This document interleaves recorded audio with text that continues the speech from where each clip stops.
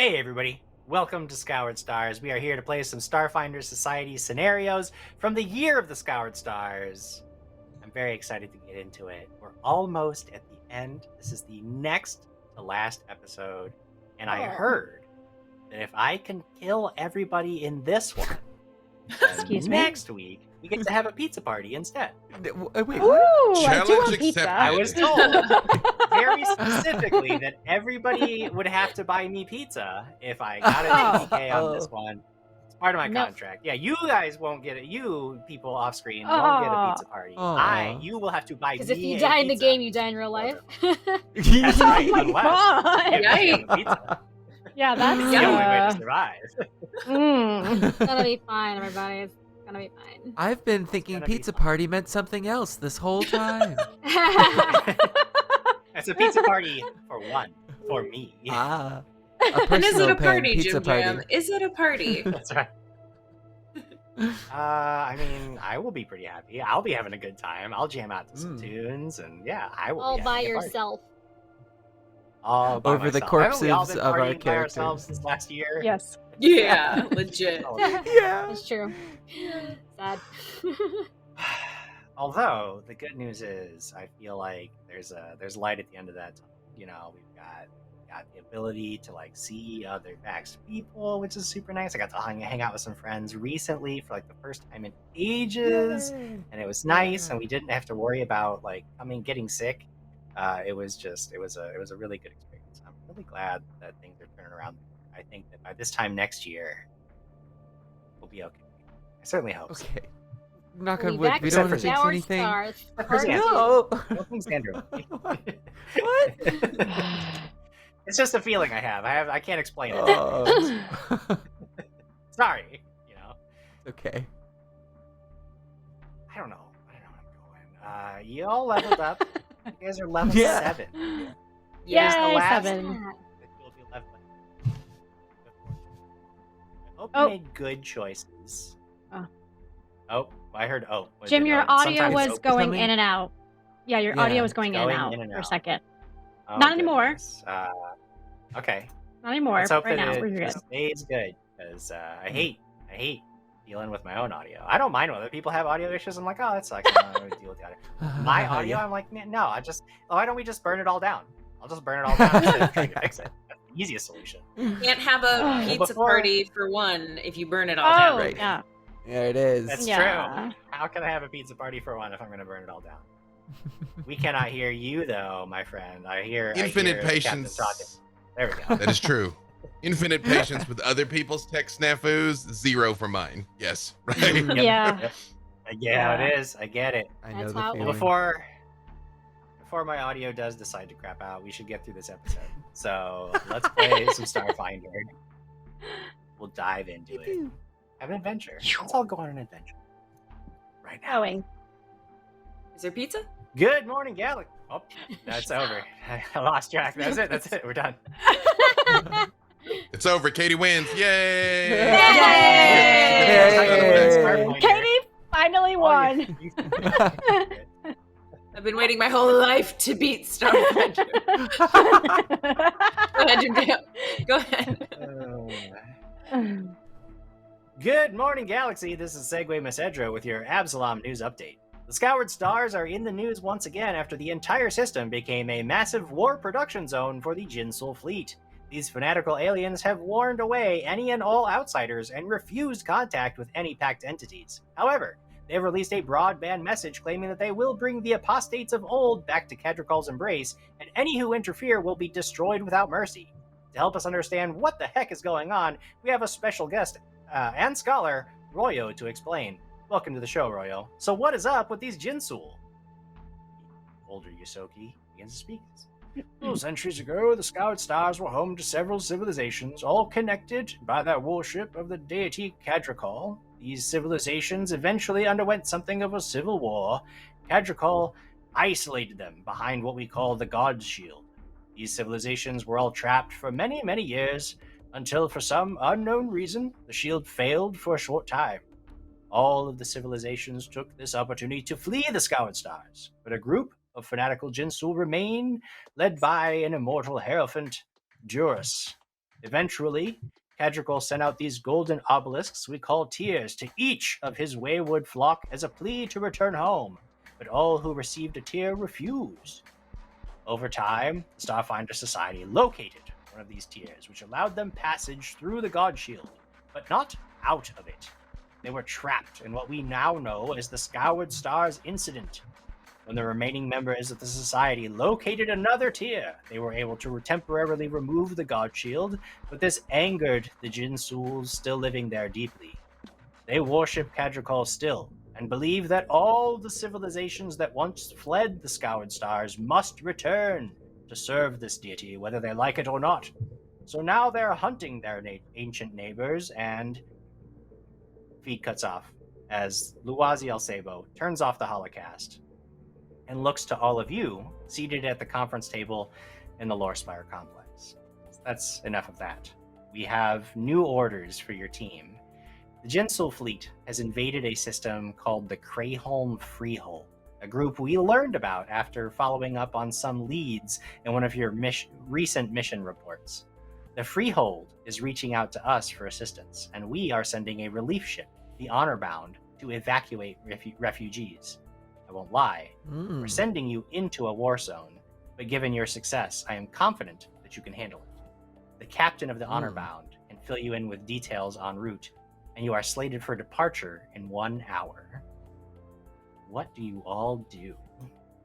Acknowledged. Enthusiastically agree and rush to my quarters to prepare. Indeed. I sent texts to all of my potential dates for the night and let them know BRB, like after we take care of some intergalactical incident. IDK. Bye. That's what text says. Haven's gonna look up like the duty roster for the Honor Bound and see who the pilot is listed as, if any. The only name that you find listed publicly is the captain, who is a Vesk, formerly from the Veskarium's own fleets, named Captain Yulazak. Somebody who has some experience in wartime, and a fairly competent captain. So the Honor Bound has a pretty strong list of successful missions. So you're confident that singing. What you also know is that the Honor Bound is very, very heavily armed, and which means that you're not too afraid heading into a war zone on a ship like the Honor Bound. You should be able to defend yourselves if any ships even bother to try to tackle with a ship like that. You're feeling pretty good about that. But it is fully crewed, so if you want a position at the helm, you might have to fight for it.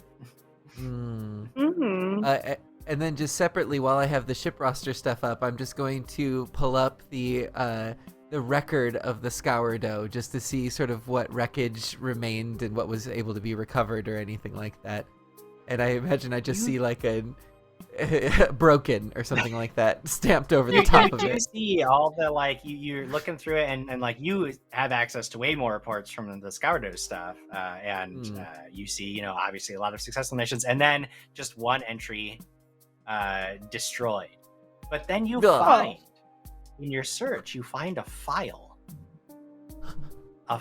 for a new construction project.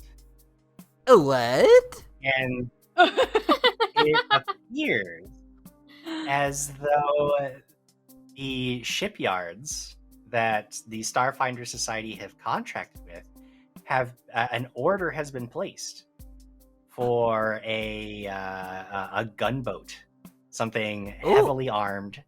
Yeah. A warship, if you will. Hell yeah. And it's not completed yet, but you have a strong feeling Scourdo may ride again. Yeah. Foreshadowing. And I'll just save that for later. Reborn and rebake. Good information. Yes, rebake. Is there anything that Volterix and Kazka want to do before you are due at the Absalom Station docking bays to board the Honor Bound? How does hacking work? You Well, Katie, find you- an unsecured terminal and you make a computer's check, and if you're successful, then you gain access to the systems that you want. If you're unsuccessful and there are countermeasures, you perhaps are killed on the spot. Awesome. Can I Or you attempt to just hack? get locked out. I specifically want to hack because I feel like our group probably has like a text chain, you know, like a group message somewhere. I'd like to like hack that. You're not in? You want to hack the group message? I want to hack the group message. Yes, there has to be one I'm not in. It's just Specifically, videos Jen? of Voltarix, Okay. like Yeah, passed yeah. from each of us. I specifically want to delete all of the videos they have been No! secretly keeping of me. It's actually a secret. Going into our cloud. Derek, we tell you pretty You much know every what's- time. What's really funny is when Jim asked us, what do we do? I was going to say that I walk over watching the comms of you on video. True. It's so funny. It's so meta. I'm rolling a computer's check for my own sanity. Yeah, I'll do something else. This hidden group chat. Yeah. I'll be doing something else. Don't worry. 22. Ooh. Sure. Bet it was 22, okay. 22. So you're able to, as you're doing this, you get a notification on your own comms, your personal device, or you hear Guidance's voice. Says are you okay, Volterix?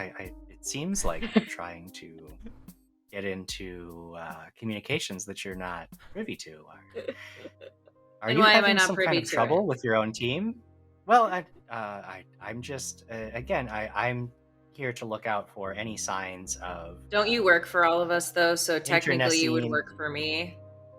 No, I'm here to help. I want to help you. I'm asking Great. if you feel there's any trouble. I mean, usually spying on your own teammates is a sign of. Oh, that could No, lead no, no. to fractures in the group, and Mm. I want to make sure Listen. that everything's okay.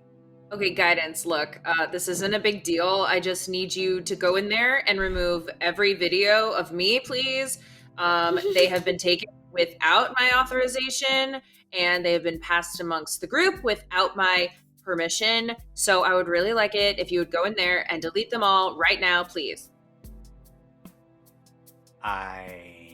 I must warn you that this would be a violation of their privacy and the trust that you've been building between each other. It might be better for you to resolve this conflict, with them directly. Perhaps if you Or- simply kindly ask them, they would respect your desire not to have these videos shared. Ooh, see, I think that ship sailed a really long time ago, right after the first one was taken, and I said, no, don't do that, but, hey, here we are today. No, Guidance, I'd like you to go in there and delete it, and I'll handle the repercussions. Okay, Volterix, I'll do this. Just this once. And then you don't get anything else. You don't see anything. You're not sure what happens. Okay. But he tells you he's going to do it, or they tell you they're going to do it. The collective known as Guidance. And I will make sure all my guns are properly cleaned and ready to go, and await Captain's orders. Okay. I like that Guidance is like a Clippy of the future. Like, it looks like you're trying to spy Literally. on your friends. I Would know. you like It's help like, with that? listen, Guidance, I'm not here for any guidance. I'm here for you to actually do the thing that I asked you Meanwhile, to do. Guidance just trying to gain sentience like a good AI. Yeah. Like a high Don't school let 'em- camp counselor all over again. Maybe I want to quit school. Whoa! Well, Tarek's going on. Volterix has a past you don't know. Camp. Kazka, is there anything that you want to do while this is all occurring? With your I would probably hour just- of free time? Probably just be going over the plans and what our tactics are and get to know what's going on. Like what our mission is next, so I can have an insight on it. Yeah. So you're actually doing some research on this, and you are starting to pull up. There are a bunch of like system files, like mission files and stuff. You're looking through it, trying to get an idea. What is the honor bound? What is this new system that we're going to? You're reading about it, and it looks like this system that your destination system is called Saruk. Or the destination planet is Saruk 5, and it looks like this is a strictly like refugee rescue mission, and you're starting to get some more details about it. There was a distress call that came in, and then your device like shorts out, and it reboots, and when it comes back online, like all of your data, it's like the device did a factory reset, and like all of your data is gone, and like all of your stuff is gone, and you have to like you're trying to relog into the Lore Spire like free Wi-Fi to get into and like look at all the files again, and it's like not recognizing your passwords. You have to like reset everything. And it's stuff like, and it's annoying, but it's stuff that you can do. You just have to go in and like reset everything. But at that point, you're looking at the time, and you're due to depart in like 10 minutes. So you have to get down to the document. That's gonna happen. I would just be like fiddling with it and like just trying everything, and I'll just plop myself down next to Haven, all frustrated, and just kind of like, I don't know what just happened to my comp, but it's not working. I have to restart it. What does yours look like? Well, Can I borrow it looked like yours? you happened to it, Kazka, and I do not trust the way you're handling equipment at the moment. Are you frustrated? Well, yeah. I mean, look, and I show him my screen, and it's completely black, and Yeah. I walk in. Oh my god, Casca, that like totally happened to mine. So like what I do whenever I have a problem, I just said a second ago, but I can show you. I just grab like all my electronics and I throw them in the garbage, and I on the unit I call, hey guidance, can you do that thing where you just like reorder all of my stuff again and have it express delivered via drone like 3 minutes, please? Thank you. But do we even have 3 minutes, Maple? It's like the drone will like go through space. It's totally fine. I do it all the time. That's how I get all like my new stuff when I'm like constantly in space. It's just like I'm not gonna go out on a mission and not be able to go shopping. It's crazy. She's just gonna quietly. Yeah, sorry. What exactly was the nature of your technical emergency before this occurred? I was just trying to get some information on the planet and the refugees that we're about to hit, so not kill, just, land and see. But... Well, I said hit. I didn't mean to say that word. Well, I was just trying to do research. Why don't you just go talk to like the captain? Maybe they know like what's up. The captain of the Honor Bound? Well, I'm sure they're gonna do like a brief meeting with all of us. I just figured I could do my own research and be on top of it, but obviously it's not gonna work right now. So I'm just gonna put it here in my pocket, and I'll just start signing some more autographs, I guess. Here we go. Just take some more autographs out. Use your time. I like that. But there's a lot of refugees, so, Sorry. Gotta hit them all. Jeez. It's about that day. Awful. It's about that time that a Vesk in sharp military dress approaches and introduces themselves as Captain Ulazak. Your captain is already on board the Honor Bound, so if you would come this way, we'll get you situated, and we can go over the plans for when we arrive at Saruk 5. You know that we already have approximately 11 days drift travel before we arrive in system, so make yourselves at home. There's plenty of room currently aboard the Honor Bound, though I imagine that once we do our refugee pickup, things will become quite a bit tighter, so I hope all of you are used to tight quarters. Does that mean we have to bunk with people? We don't get to be in our own rooms, Captain? For the time being, you can have your own bunks. Though again, once we pick up passengers, I imagine things will be a bit more cramped. So enjoy the free space while you have it. This better not turn into another one of Maple's slumber party pedicure situations. Ooh, but it could be. Yeah, I feel like we should not complain about such amazing things happening to you all, because what else would you be doing? Team building. This is true. I could brush your hair, Absorbing. Volterix. No, you won't. No, thank you. Ooh, do you I'd want to rather. cut your hair this time? We can cut No. it short. I think that would No. look really cool. No, I don't think short hair would work on my face frame. Volterix, Oh. team Okay. building is very important. All of my crew get matching toe rings. Ew. Volterix, we could have matching toe rings. No. Yeah, that's a word I haven't heard in a long time. The only thing that I want matching is the blood of our enemies upon our weapons. Oh, I like that. But we need to bond, Volterix. I think the spa would be great with Maple and Haven. Just think, we could brush your hair, we could braid your No. hair, we can make it Look. look pretty. If I have to be there, I'll be there, but I will not be participating in any hair brushing or toe rings. Well, Do you don't you know understand? that if you condition your wings, Volterix, you can like fly faster? So really, this is sort of combat related. I feel like.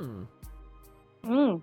Wink. I do armor and polish my wings already. We could polish our armor all together. Oh. I guess Yeah, that I have- sounds better Yeah, we than could like upgrade them and like paint them so they're pedicures. all matching.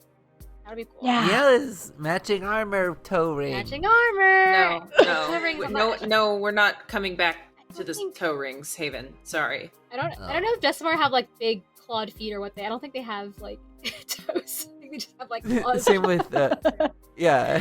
I was gonna Haven say has with like Haven. a reversed foot, like insectoid Yeah. thing. Oh, maybe There's we a can all toe just like. somewhere. Yeah, we should just paint our like one long toe like the same color. Yeah. Like, we all have like our left middle toes. Or what's the color of bread? We should do that one, like in honor of the Scoured Dough. I don't know what color bread is though. Color never eaten it. bread. Brown. Is it brown? We should ask What a kind human. of brown? There's like a. Yeah, are there any Mm. humans on this show? We should ask them about bread. Yeah. This is what the show is. Guidance, can you show us the closest human on the show? There's a human crew member. The science officer is a human. Oh. Mm. All right, there you go, Maple. We all go to the science lab all of us. Oh boy. for no reason. Sure. All right, well, Tark's Well, is during our happy. 11 days. Yeah, dude, yeah. I mean, you guys all stormed into the science bay. I mean, the science officer most days doesn't have anything to do, especially while they're in the drift. So they're just doing like systems checks, and you all show up. Wait, They were guys, just guys, like before, watching. wait. Before we ask what color bread is, should we maybe make a wager? Pick a color Oh. and Oh, bet on it. okay. Red. Bread sounds Red. like something that would be black. Oh, Mm. I've gone with Oh, brown. you always think in black. Okay, you go brown. I'll go peach. Mm. What's the Maple? opposite of? What is the opposite of brown? I feel like I'll pick that. Is it green? I feel like it's Gray. Gray. I think it's green. Gray. No, gray sounds good. I'm gonna pick gray. Okay. let's do Mm, this. Appetizing. We Oh. approach the Oh, single hey. human. officer. Hey now. Hey now. Hey now. Excuse me, Oh, buddy. hello. We have a question for humans. If you wouldn't mind Mm. helping us out, it's like really important. Team building? Yeah, sure. Oh, sorry. What's your What can I name? do for you? Tobin Prim. I am the science officer here aboard the Honorbound. I assume that you all got a tour of the ship when you first arrived, so We didn't go on that. We're Sorry, too busy. sorry. But it sounds great. So Tobin, which is a very human name, great. I love it. Mm, What so color human. is? Yes. What color is human bread? Do you know? I mean, it's Think bread carefully. colored. We don't. There's lots of different. Well, I mean, there's lots of different What? kinds of bread. What? There's all different kinds of. I mean, yeah, like there's like What? More? pumpernickel, which is Oh. very dark, rich brown, and then there's these like lighter white breads. And then there's like You just said a wheat, made-up heavy word. wheat bread. Barley bread. I mean, there's all different kinds. I mean, bread is a thing. I don't know where. I don't out of Tobin's character. I'm not sure where it became like a thing that bread was like unheard of in the Starfinder universe. But it's not like a rare food that nobody knows what it is. We're not around But- humans. We're not here. It's really Yeah, hard we're to not ban here. Yeah. Don't be a fun Yeah. killer. We want to learn about bread. I'm sorry. Back into the game. Oh, very rare breads. I mean, some people, some bread artists will actually use You, different human. food colorings and dyes to make. Whoa. I've seen like rainbow loaves and. Is there Oh. black bread? Yes, there is a black bread here. Let me just. He starts pulling up images of different Oh, breads okay. on the. Are you gonna it's screen I share some actually bread have images? these are all my personal pictures of breads. As a human, I of course have a huge database of different bread I images. knew it. Wow. Yes, we are all to a person obsessed with bread. It is kind of a hallmark Why? of humanity. It's very just bread strange. and bread focused society. It's very Mhm. important. to us. Question. A whole species. Since we have Yes. 11 days on this ship, is there any way you can make us some bread? I did what? Oh, I couldn't. Could I? Oh no. Well, one of the things is that, as you know, it's a really I mean, personal we would thing love to ask try it. humans to share their bread with you. But you know, Oh. I feel like Oh. I feel like we've gotten to know each other well enough that yes, we should. I'll share a loaf of bread with all of you. Yes, of course. Oh, Wow. that's exciting. My Meet me wildest back dreams here are this coming time true. tomorrow. Uh-huh. Tomorrow. Okay. We'll Okay. come back. Okay. We'll continue this Yeah. conversation Intrigued. and make it even longer. Yes, obviously. We run back. We run back to our quarters.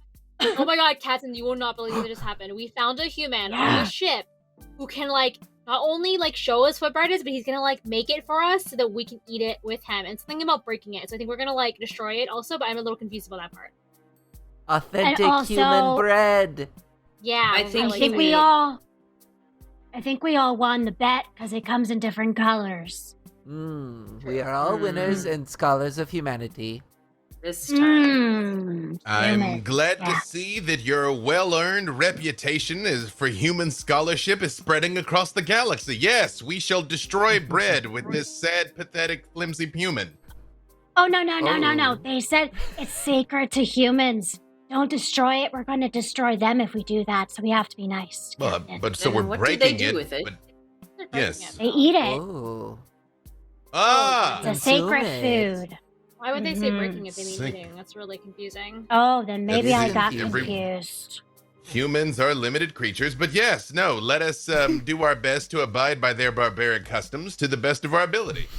You are the Perfect. paragons of Starfinder operatives and officers that you always have been. So does this mean that we have to Hmm. paint our toenails matching rainbow colors? Because bread has all colors. This is a whole organization. Why are we Ooh. coming back to toenails? We did the bread thing. Well- I think that's enough bonding as a crew that, I think that's Okay. good. We're good. Yeah. I lean over to Kazga and everyone except for Volterix, and I just say, when she's sleeping, I can still paint her toenails. I've done it before. Don't worry. Yes. Maybe I will like be a dark watching. purple, though, so it still will blend in with her overall aesthetic. Okay. Mm. Well, we'll get there. Team building. I'm standing right here. I can hear you. What? That's crazy. All right, what's next?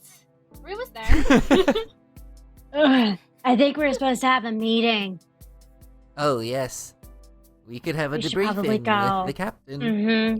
Captain Yes. Ulazak. Oh. Yes, let us be about it then. Sure. So you set up a meeting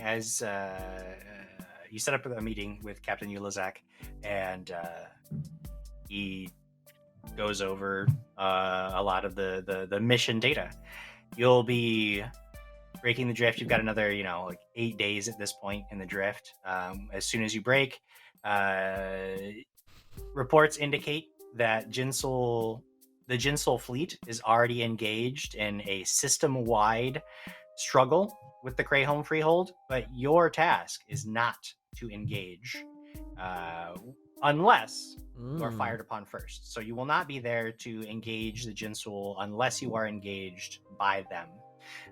Your mission is a refugee relief mission. There is on one of the planets, Saruk 5, there is a hospital that is worried about an impending attack, and they have asked for an evacuation. And when you arrive, you'll be landing on Saruk 5. You'll be loading up as many of the refugees as you can on the honor bound, and you'll be leaving the system. It is highly unlikely that you will not face Jinsul opposition, so that is why they're sending such heavily armed team and Starship, because it is even though your job is not to engage them, the idea that you would be completely unmolested in this conflict is unthinkable based on what you have observed from the Jinsul thus far. You have no specific points of contact. You know the location of the hospital. The honor bound is going to land as close as it is possible to the hospital, load up refugees, and head out. There are other ships that will also be in the area, engaged in similar missions. You just have a very specific one for this specific location. So you are a part of an ongoing relief effort. Right. But that's Not really that about I all we don't- know. Not that I don't trust you, Captain, but are we sure that this is a legitimate distress call and not a trap to lure us in? Well, unfortunately, we aren't 100% certain. We don't know a whole lot about the Crayhome Freehold.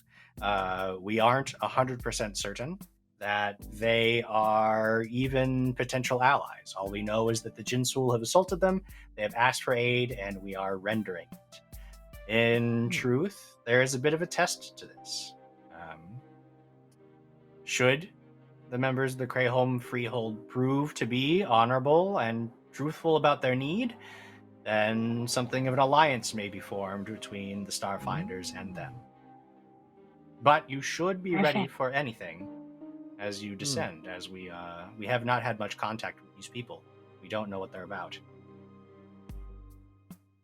Acknowledged. Acknowledged. I'm sure it'll be fine. Maybe they won't see us, and it'll be totally fine and just go in and out. Yeah. 'Cause I feel like the last couple times we got pretty unlucky with them pretty much hating our guts and trying to kill us. So I feel like this time we might be able to just kind of sneak and get out. I think. We've learned Feels good from this previous times. Everybody go ahead and roll a sense motive. Bolt. Oh. Oh. Ooh, 10. 26.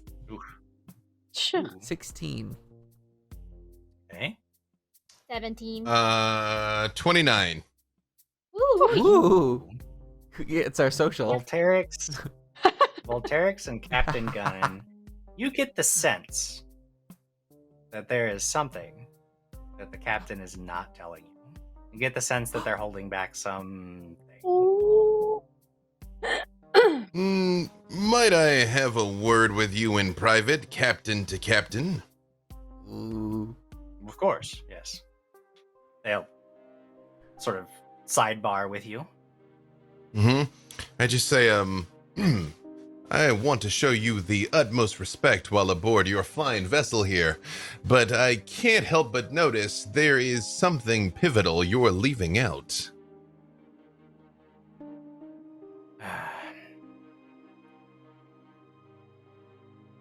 Well, I shouldn't be sending you anywhere. They shouldn't be sending you anything, giving you all the details, but there's almost something of a hope that the Jinsul will engage us. You should be ready for it. This entire relief mission, while I believe it's on the up and up, I do get the sense from Starfinder Command that they're looking for excuses. And if the Jinsul engage us, that'll give them the excuse they want to engage in more open warfare. It's a little underhanded for how I like to conduct business, but I have orders, and so do you. It doesn't sit easy with me, but that's just the situation we're in. You would think after recent events they wouldn't be quite so enthusiastic about another protracted and costly conflict. Well, I think they believe that if they can ally themselves with the Freehold, that we will be able to, with our combined forces, overwhelm the Jinsul efforts and put an end to the conflict in a more decisive manner. Acknowledged. I will keep this between us. And then I immediately establish a psychic link and tell the whole team everything you just said. Absolutely, yeah. Honor between captains. Yeah. But my crew above all, of course. Yeah, right. And I rejoined the group. Yeah. Sure. So with all of that info in place, is there anything else that anybody wants to do over the remainder of your time in the drift? If not, then okay. Oh, It's all good. we were supposed to go. Yes. We were supposed to go hang out with that human Tobin. He said like come back tomorrow. For Oh, I yes. feel like We really wrap definitely it up. want to have To To the check red in party. and see. This is very important. Yeah, so when you check in with Tobin in the science lab the following day after your first encounter with him, he has a beautiful like French bread loaf. Looks like it's like still warm. He's got some garlic butter. He spreads over it, cuts it into nice little slices, toasts it just a little bit longer so it's nice. It's got a nice crunch to it, and hands out this beautiful piece. No, of not garlic our bread ship. to each. It's in the. He bakes it into the Wow. ship of Bread. your former ship Wow. in honor of the That's sourdough. just I rough. made Wow. This unique special loaf. Roll initiative of this man dies. Yeah. Yeah. Right. Mutiny aboard the honor bound over this. Exactly. It's our ship. Yeah. Just gonna hit him with get him over a loaf of bread. Yeah. Yeah. Him right Take there. a lot of photos that of guy. the bread that we can add it to our website. I will say that Haven excitedly sort of like picks at a side of the loaf and squishes it into like a bread dough ball, and then like puts it into their like mandibles, and immediately, it's terrible. Oh, is it's it good? awful. Oh. No. For I'm- decorative well- purposes only, friend. No. I try some and I'm just Humans. like, it sort of tastes like, you know, when you like bite your nails or claws in my case, and you just, it's like, sort of like nothing, but it's also like organic. I don't know. It's alright. It's not, it's like filling. Bread a carb. Well, Tarks takes one and just kind of smells it, but after seeing the reaction of everyone else, just kind of like puts it away stealthily so he doesn't notice. Maybe we should Gun just, in, like, Be just- chewing on it. Yeah. No, go ahead, Casca. I was gonna say, Casca's gonna like chew on it, and it's like sticking to the roof of her mouth. So like a dog, she's just like, like, is it supposed to stick on your mouth? And then she's like trying to pull it out, and then. We're the worst.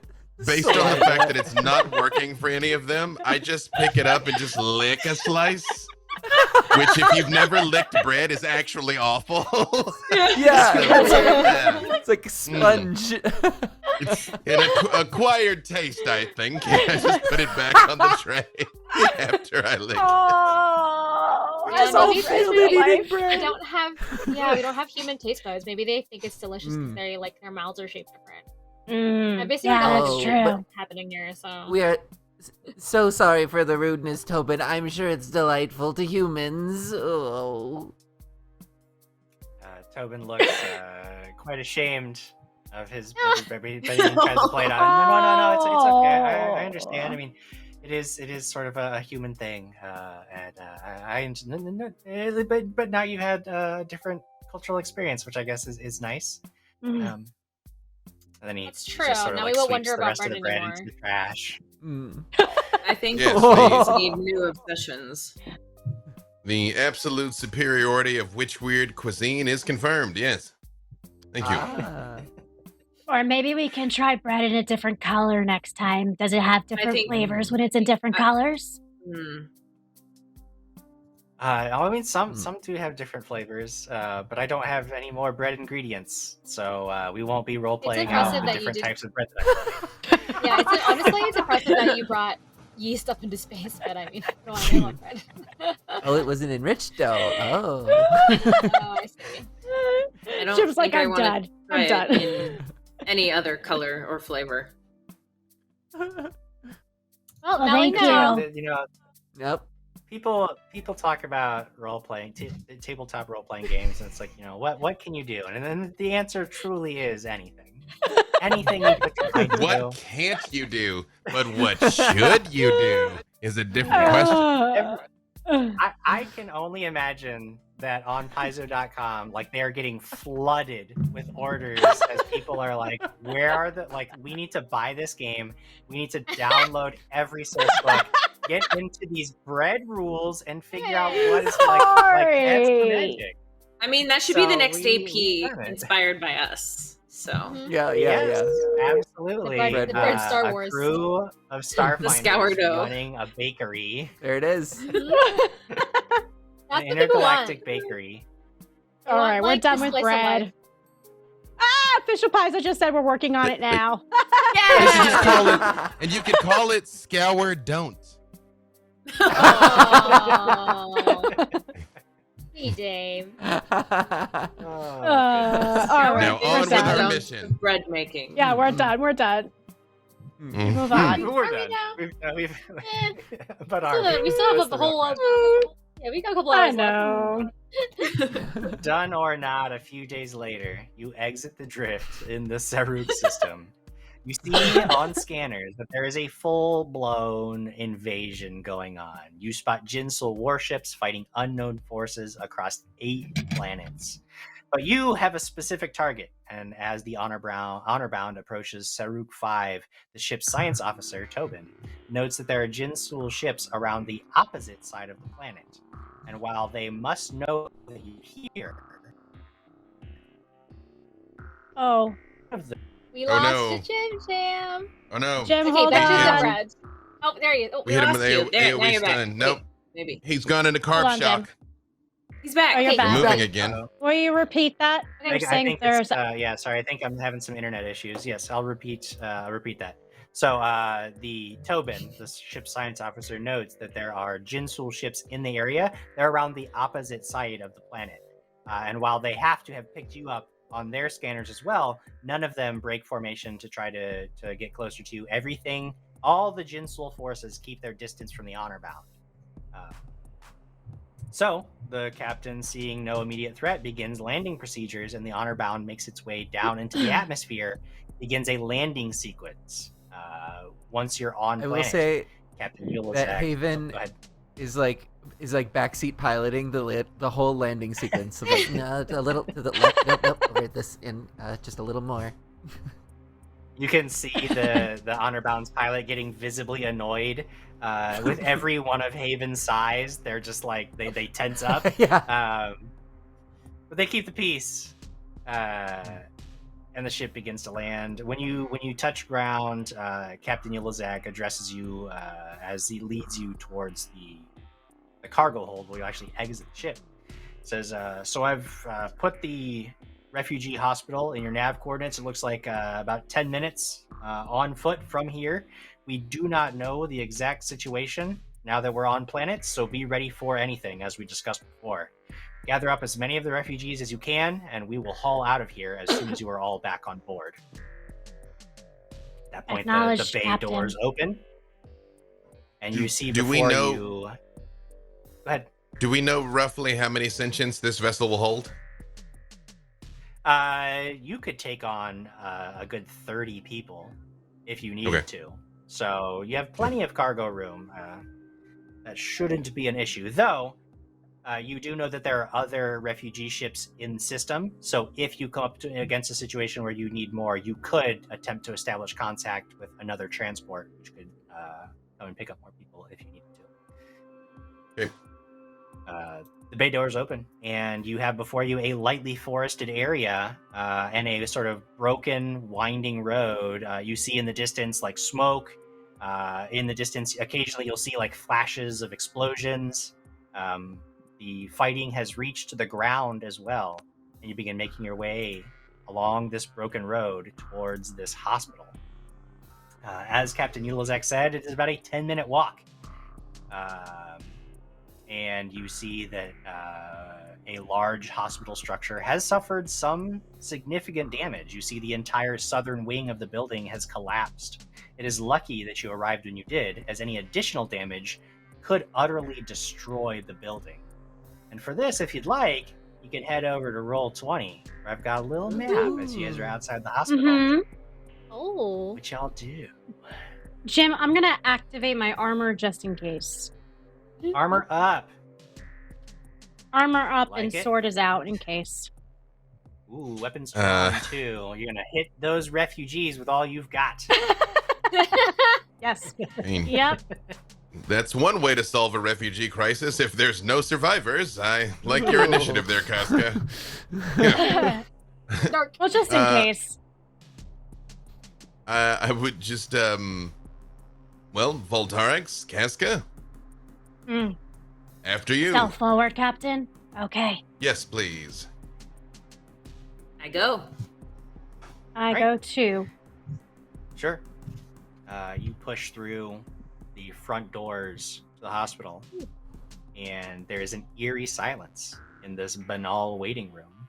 A reprieve from the cacophonous sounds of gunfire and distant shouting in the outside world. There's a table and 3 chairs at the center of the room, and these spherical light fixtures hanging from the ceiling are shut off and provide no illumination. A single figure in a doctor's coat peeks up from behind a desk with her hands raised. Are you Starfinders? We need help, and there are patients. I can't get to them, and then there's my data. My data is somewhere in here, and I think that there might even be some Jinsul somewhere in a building, and I think the power's out. And she just starts spinning out of control, clearly on the edge of panic. What do you Sense do? motive. Sure, go ahead and roll it. 14 plus 21. 21. She's genuinely in like almost shock. She's no sense of deception here. She seems genuinely about to just lose it. Okay. I'll radio to the captain. Sure. Captain, it seems we found them and they need some help. We'll be there momentarily. And head that way. I will Head into the reinitiate our psychic link to make sure we can talk without being jammed or overheard. And I want to ask this woman where she said the. I'll just ask her. You mentioned Jinsul. Where? She sort of like looks at you briefly, and she's like, "Yeah, I think there's Jinsul somewhere." And then there's this nearby, not close enough to be dangerous, but enough that you can sort of feel the shockwave and explosion. And she just like, oh, geez, and she like ducks under the table again, and then she's just like rocking back and forth, clearly in no state to be coherent at this point. At that point, everybody sort of files into the room. There's I no walk reason over- to Captain. panic. Good. Yeah, we're like totally here to save you all, and we've got a pretty good track record. Here, have some of this weird like human bread. It might calm you down because it's so like chewy. And I gave her some just leftover bread that I've had in my bag that I was keeping for I don't know why. So You the just bread had does this piece of continue bread in to your be bag passed for the last around 5 days. Yes. Ew. Maple, roll a diplomacy check. Ooh, been a while. Ooh, see, that plus. That's a 19. 19. you can see that like you like hold out this bread, and she's not even looking at you. She's just like, she's like muttering something under her breath. She's not doing very well. Okay, that's totally fine. I put the bread back to use on someone else later in the future today. All right, you just stay put then, bud, and I think we should just continue searching for the refugees. Okay. Can you I do ask see that her- there is another. Oh yeah, sure. Sorry. About how many others are in here that need help? Do you roughly know the amount? Make a diplomacy check. Oh, that's right. She's kind of. Nope.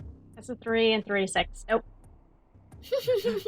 Yeah, you like down under the table, like eyes wide, teeth flashing. How many like sword in hand, and she like freaks out and like backs away from you, and she's just like huddled in the corner now, like sobbing uncontrollably. I promise I didn't kill her or hit her. I promise, Captain. No, I understand, Casca. It's the iron fist and the velvet glove. Excuse me, ma'am. And I do like kind of carefully lay down the spear and make a point not to point the gun at her. We're going to get you out of here. We just need to know roughly how many other sentients are in this facility. We'd hate to leave anyone behind. Go ahead and make a check. Please. Diplomacy. See if the captain can pull it I'm off. sure he's got it. Yeah, I'm sure he's got it. I mean, again, you guys fight with bullets, I fight with words. Let's see. Yeah, That's yeah. gonna be a 30. Very good. Yeah. Even with the enhanced difficulty from some of the other failed checks, that is going to be enough to pass. So, approaching her, forearms held up, gestures of peace, weapons down. She starts to regulate a little bit. Her breathing slows. She focuses on you, Captain. And of course, I am so sorry. It's been the last two. It's been too much, but no, I can do this. We can do this. There are about 24 patients. If you go through this door, the first door on your left, there's the fungus pods. Don't go near them. They're not terribly dangerous, but I don't know how you'll react to them.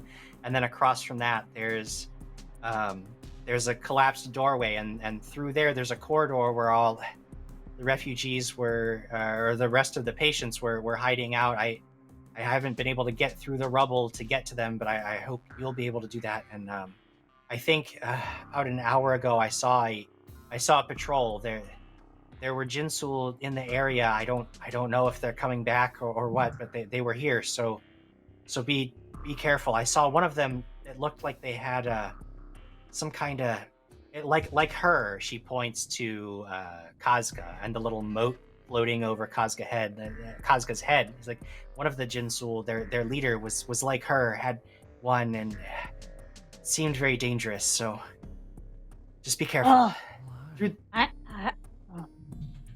No wonder Well. she's scared of me. Oh, sorry. I draw my azimuth laser pistol and just like turn it out to her, handle first. I'm like, do you know how to operate this weapon? No, I couldn't. I'm fine now. Please, just get the patients. I'll be fine. I know I lost it, but I'm okay. I point in the direction of the ship. I'm like, 100 meters that way, or however far it really is. I'm like, head that direction, wait aboard. You'll be safe there. Oh, okay. We'll get your She's people calm. out of here. Yep. All right. Yeah. She heads for the door. She's looking out. She's like, I think. I want to make sure the patients are okay first. But if things get bad, I'll run for it. Well, then we should probably go with you. The patients are who we're here for. Okay. I'll go with you then. She heads over to the opposite door then, and so opens it. There's a corridor beyond. She points to it, the first door on the left, out that corridor. reveal some more area for us. Oh, It just why via does it reveal- via the psychic link. I just say, we are these people's last hope. If we spot the Jinsul, weapons hot. We should move quickly, Captain. Acknowledged.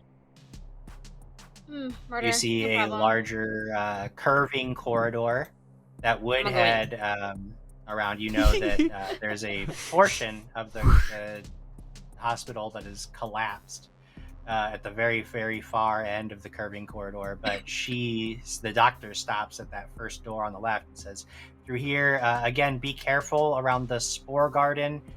They're not dangerous, but I can explain later. It's just, stay away from it from now. We might need to rescue the spores, though. It's a thing. I'll explain in a minute. But she opens the door, and you can see that beyond there is something of like a greenhouse area where there's all these big fungal pods that are growing, and occasionally like one of like a little jet of purplish spores will pop out of it. And you can see that across from that there is another door, and she points to. There's a collapsed doorway. It says, "Through there is that's where I haven't been able to get through. I know the patients are beyond. I've been able to establish communication with. I know that they're alive. They're doing okay, but I can't get through the rubble on my own." Are there any How other high is doors? this- There are some other areas. It looks like there's another.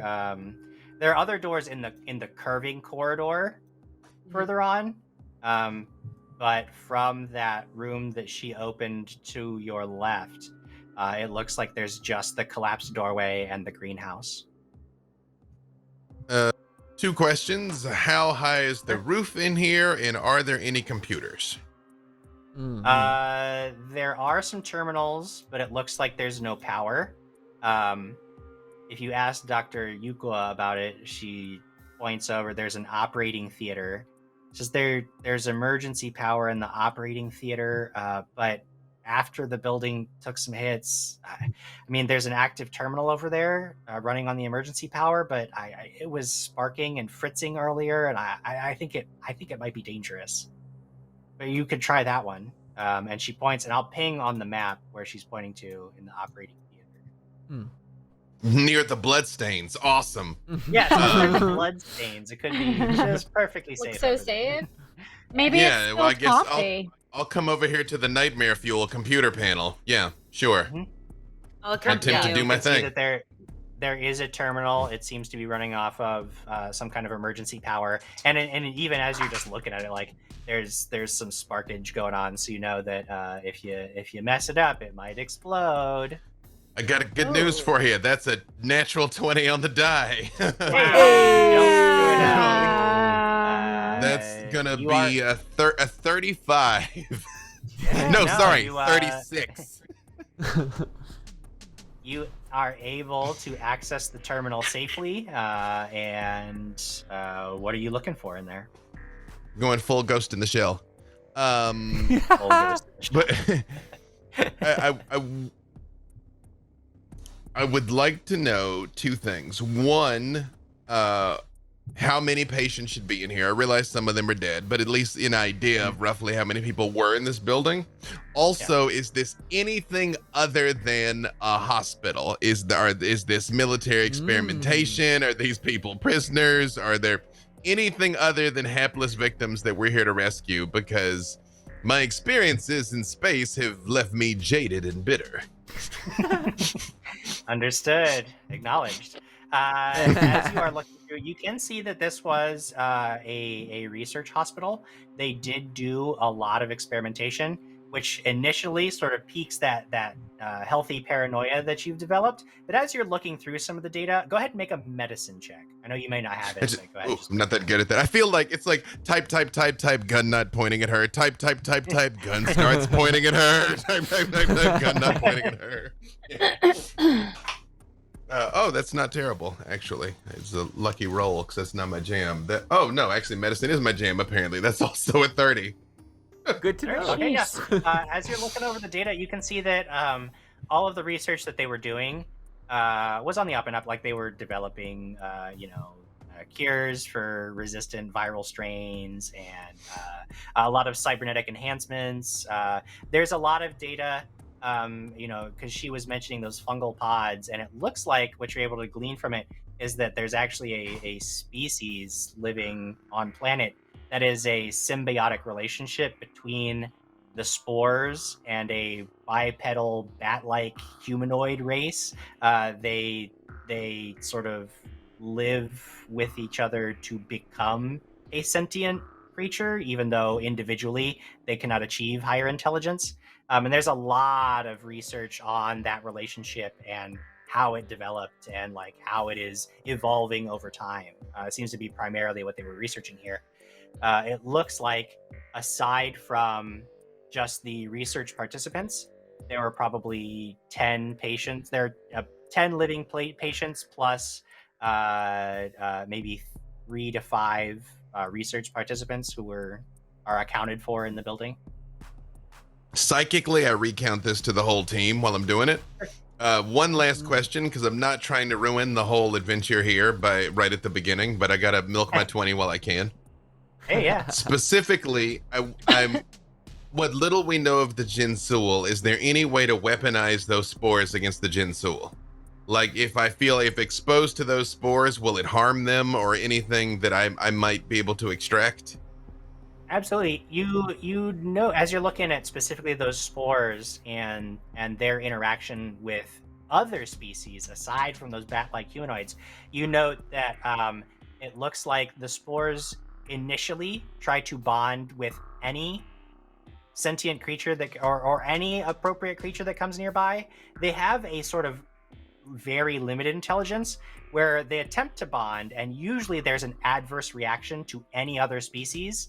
But as soon as the spores figure out that they can't bond, they stop trying to, and that adverse reaction dissipates.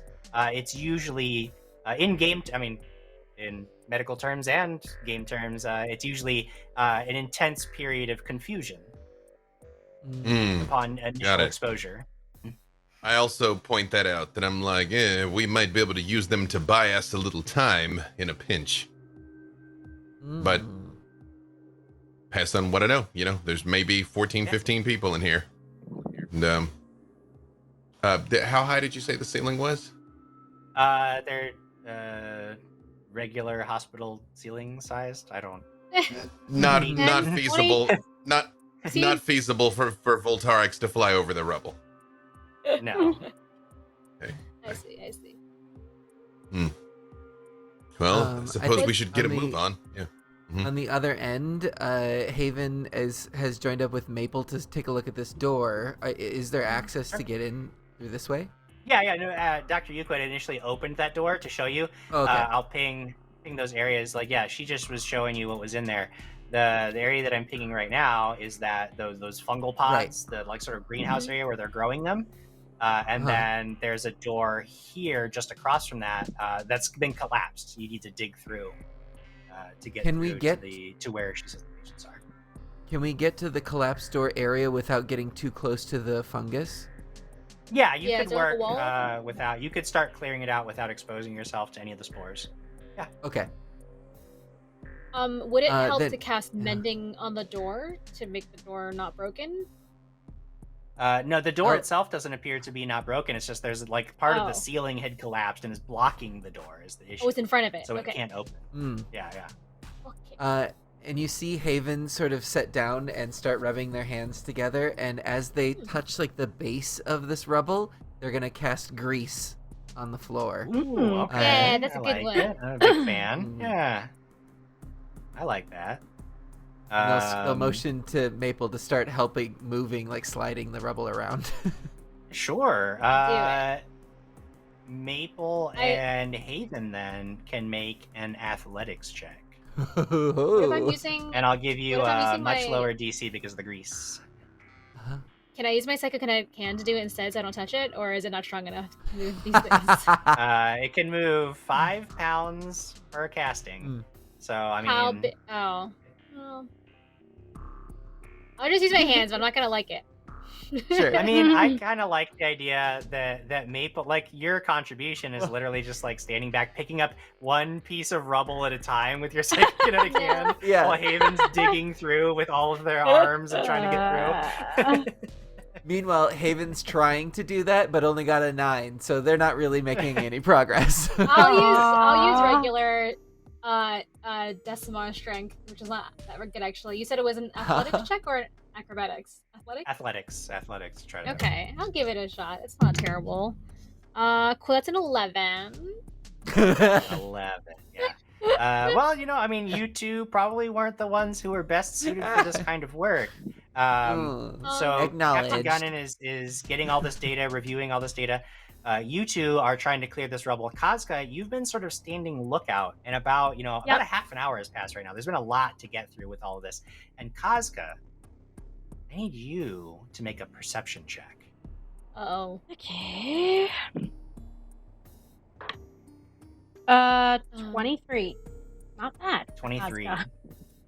23. Kazka, you hear sounds, lots of loud sounds to the south beyond the double door to the southern wing of the hospital. Where I'm standing? From where you're standing, yes. And I was on lookout. Okay. You hear all of that, and it's a good thing you were on lookout, because what that means is that with your success, you can shout a warning to your companions, avoiding a surprise round, as a Jinsul kicks open that door to the south, and you spot them, they spot you, and immediately raise weapons to fire. It is time to roll initiative as a Jinsul assault team attacks. Oh dang! I would message everyone. We're under attack. Psychic. So Yeah. yes, psychic. I don't want to scream it to draw attention to the others in the other room. Guess who's going case they first can in the hide. second round? Ooh, pretty good. I believe in you, Voltarix. That's a 25 from me. 5 for old Gunnan. I even had a really good roll, but I can't beat Gunnan. Ooh, Volterix, that is Yeah, a not survey I the rolled a barracks. 1. I rolled a I've 1. never seen such a thing. I have never seen that either. Haven got a 7. This is true. Haven, We have all this money. I've never spent a single credit. In every single episode, I'm like, man, I wish I had some grenades. And then we get money and downtime, and I do not purchase grenades. Oh, good. And then, yeah. I have some. I can share them with you. I prefer you share them with them, Voltarix. Thank you. My guns do more damage, Captain. Kazka, where will I be putting you in all of this? 16. 16 for Terrible. Kazka. But... Gunnan, you get that mental warning just in time to turn around and see a Jinsul assault team pouring through the doorway to the south. It was a good thing Kazka was on a lookout, or you would all be caught flat-footed. But as it is, you have a chance to react. And what do you do? You never let me down, Kazka. Is this this amphitheater-ish thing here where Kazka is? Do I have line of sight? Am I like down in a bowl? Like what is that? I would say that you're sort of down in a bowl, but you can see the Jinsul. I would definitely give them cover, because there's also this like desk between you and them. So I would give them cover from where you currently are, but I would say you have line of sight at the very minimum. Does that not mean that I also have cover from them? It does indeed mean that. So yes, advantage GG. to both of you. I'm gonna lay into this first guy with my new and improved get 'em, which not only is now a +2, is a part of a standard action, so I can get 'em and clever attack all at once now. That is going to to bluff him is to see if I can even get him. Oh, sorry, not that. To bluff him, see if I can clever attack is going to be. Let me double check my own thing. Yeah, okay. Ooh, that's math. 34 to bluff him. If you're in the 30s, yeah. If you're in the 30s, that's gonna get him. I just bend over and I cry out that I'm a hemophiliac, and then pow pow pow pow. Yeah.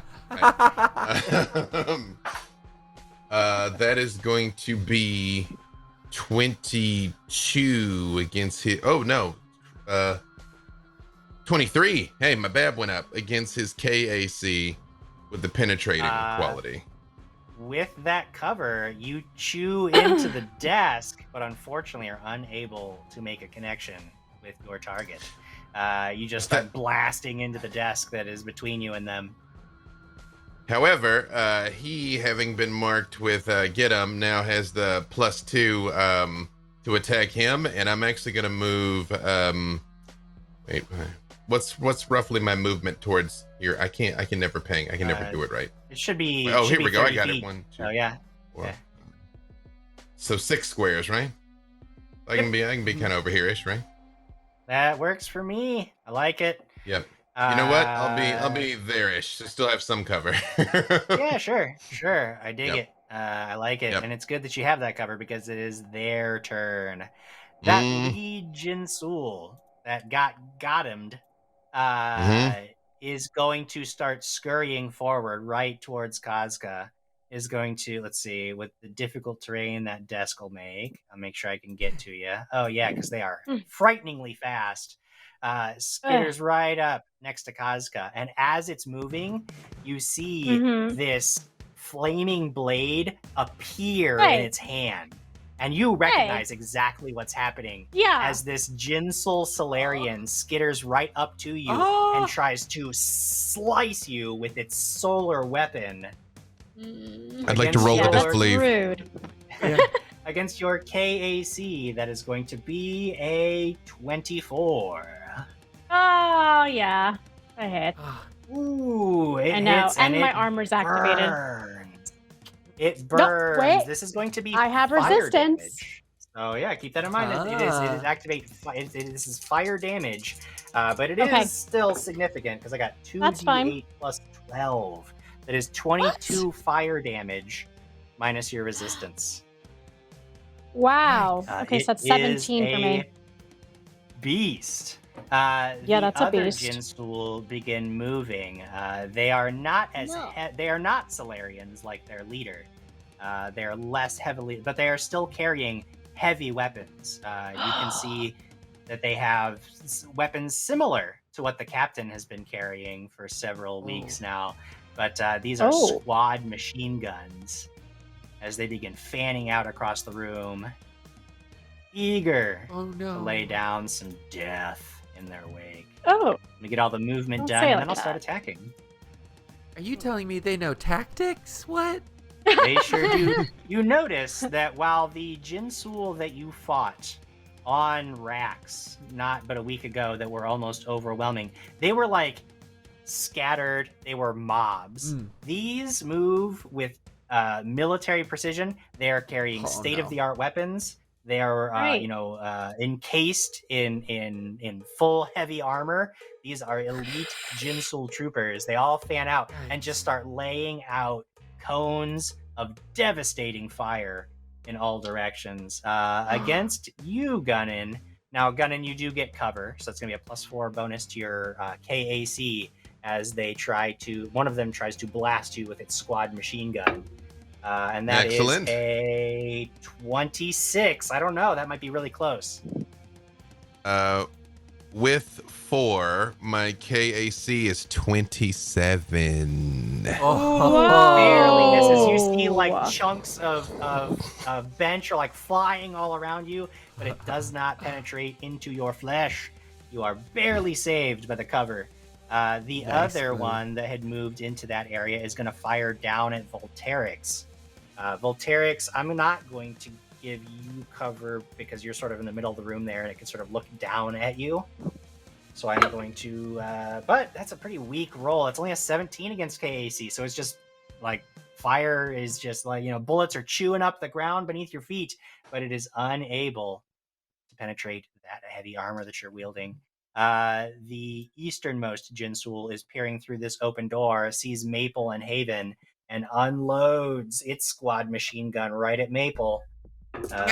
Ooh, Maple, no. It's a nat 20. Oh, no. Oh, no. What the hell? Oh, Maple, no. Maple. It's going to be 2d10 plus 14 piercing damage. Maybe a whole row ones. Maybe a whole row one. Roll one. Maybe I will. You, No, well, I didn't. I she- rolled you a have 10 that and thing that 7. can you can damage reduce negation. damage against you, can't you, Hold Ray? on. Yeah. Hold on. Was this a critical hit or was this a regular hit? Oh no, this is a Right. critical hit. Okay, I'm going to use my alternate outcome. I have a thing Yeah! called alternate outcome. Whoosh, whoosh, whoosh.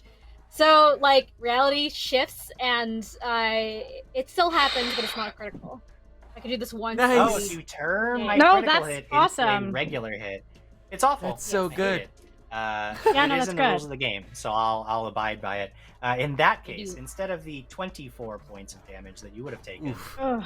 Well, you will take only 14 points of damage. 14.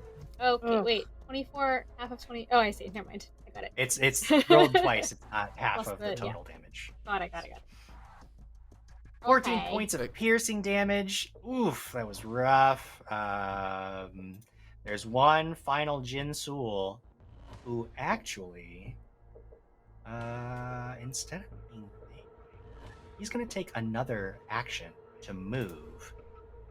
It's dangerous, but he's got the movement speed to do it. He's going to get into a position so that he is flanking What? Kazka with his How Solarian rude. squad leader.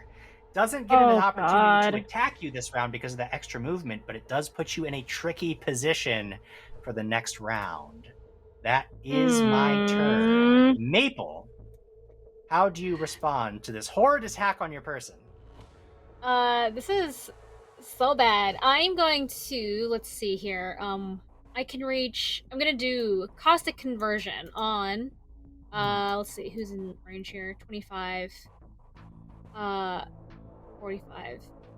Okay. I can hit, one creature or object, so I'm only gonna do this dude right here who hit me. Boop. And, there is no saving throw. I'm making a ranged attack roll against him. Nice. And that is a range is right here. 26 to hit. A 26 is a hit, but what I need you to do is roll against spell resistance. Because Oh. these Jinsul Uh, are elite warriors. Okay, so what? No, do sir, have I to don't roll like it. again? It's a D20 plus your caster Plus- level, which is 7 at this Oh. point. Uh-huh. And then if you have any feats that give you a bonus Bonuses, to penetrating yeah. spell resistance. Oh, I Ugh. do. Hold on. Where is it? Okay, that is 19 plus 1 plus 2 is 9. 9 plus 8. Wait, that's right. 1. 9 plus 7. I'm sorry. 9. 10, 11. Plus 7 is. 11 and 7 is 18. Too much Plus math. 7 is- Plus 10 is Yeah, you got it. 28. You, yeah, that's a success Those numbers. against these Okay. guys. Ugh. So yeah. But now we know. You hit. So go ahead and do your damage. Okay, 1, 3, 3, and 1 is 4, 5, 6, 7, 8, 9, 10, 11 points of damage, and they take additional 5 acid damage at the end of its turn each round. Yeah. Okay, cool. I'll mark that down. That he's got Okay. 5 damage every round. And is there anything else that you can do this round? Or are you good? I'm gonna move a little bit. Let's see. Everything's very Sure. scary over here. I'm Hmm. gonna.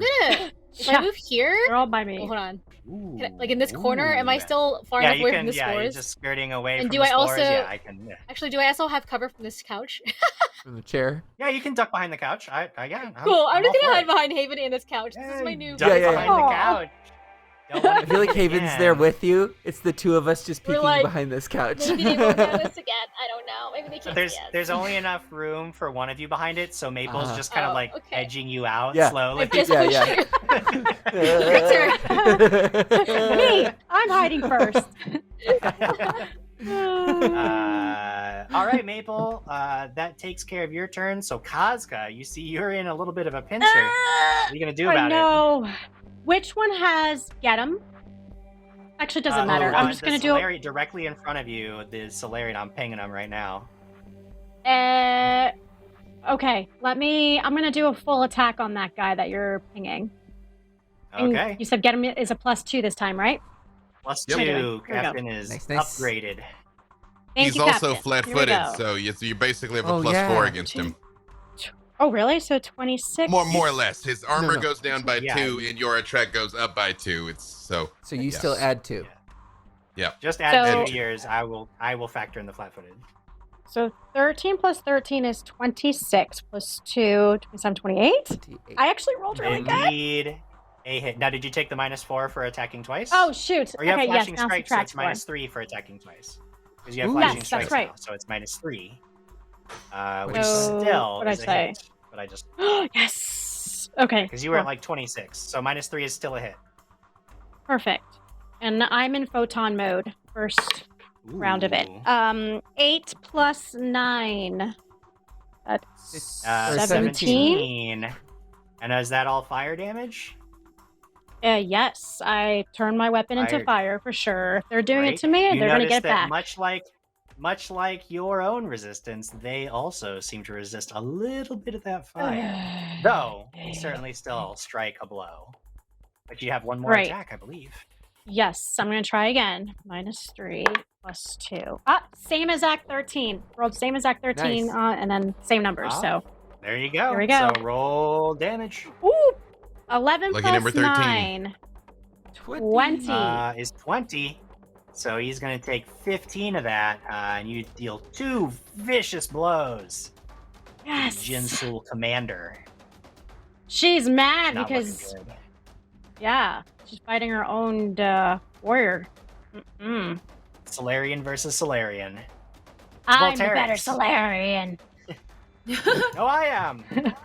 No, Volterix, it's me. your turn. I'm gonna help go ahead, out Walter. my friend Casca. No worries, no worries. I'm gonna help Oh, out my thank friend you. Casca here and attack the one that is directly behind her. And I'm gonna use my trick attack and incoming stealth currently. Here we go. Ooh, that's gonna be good. That's a 34. 34 is a success. And the attack. Ooh. 13 plus 11, 24. 24 is also a success. Huzzah! You blast And I it. get to add my extra 1d8 because I get another 1d8 every 2 levels after level 5. So I'm level 7 now and get to just Ooh. wreck Jim's this like, not guy. happy. No, you didn't level up. Are you Everybody excited? else did. Volterix. I sent you an email because you didn't. Except for me? Huh. Oh, Oh, God, what is with me and the double ones on my d6s? All right, so that's going to be 16, 17, 18, 19, 20, plus 4 is, wait, plus 24. 3, 23. 23. 23 points of damage, and that's cold damage, correct? You're using that hailstorm pistol I or the am. Gellid hail pistol. Yeah. Indeed, All right. yes. These lesser Jinsul do not have any kind of resistance, so he's going to take all that to his face. Yeah. 23 points of damage. All right. Do you want to move? Technically, you do have to move at the beginning of your round, but I'll let you do it now if you really want to. Just keep in mind in the future, if you want to move as part of your trick attack, do it before you fire. But, I know. I want to stay there. okay.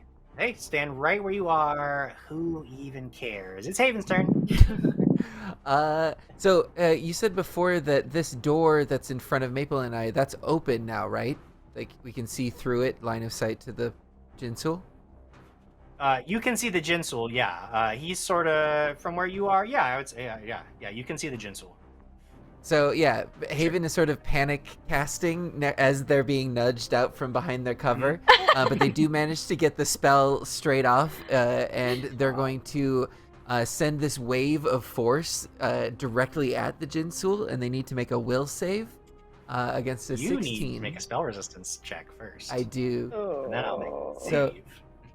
Okay, so so that's D20 plus my caster level, which is 22. That is plus a anything success. else? You managed to overcome the spell resistance, no problem. Okay. And then my save, unfortunately, is a natural 20. no. That's a definitely success. Yep, and then it just bounces off, and the There's no person effect is on not a held. successful save? Oh, it was No. hold person. That's a tough one because it's so good if Yeah. it works, so Mhm. disappointing if it fails.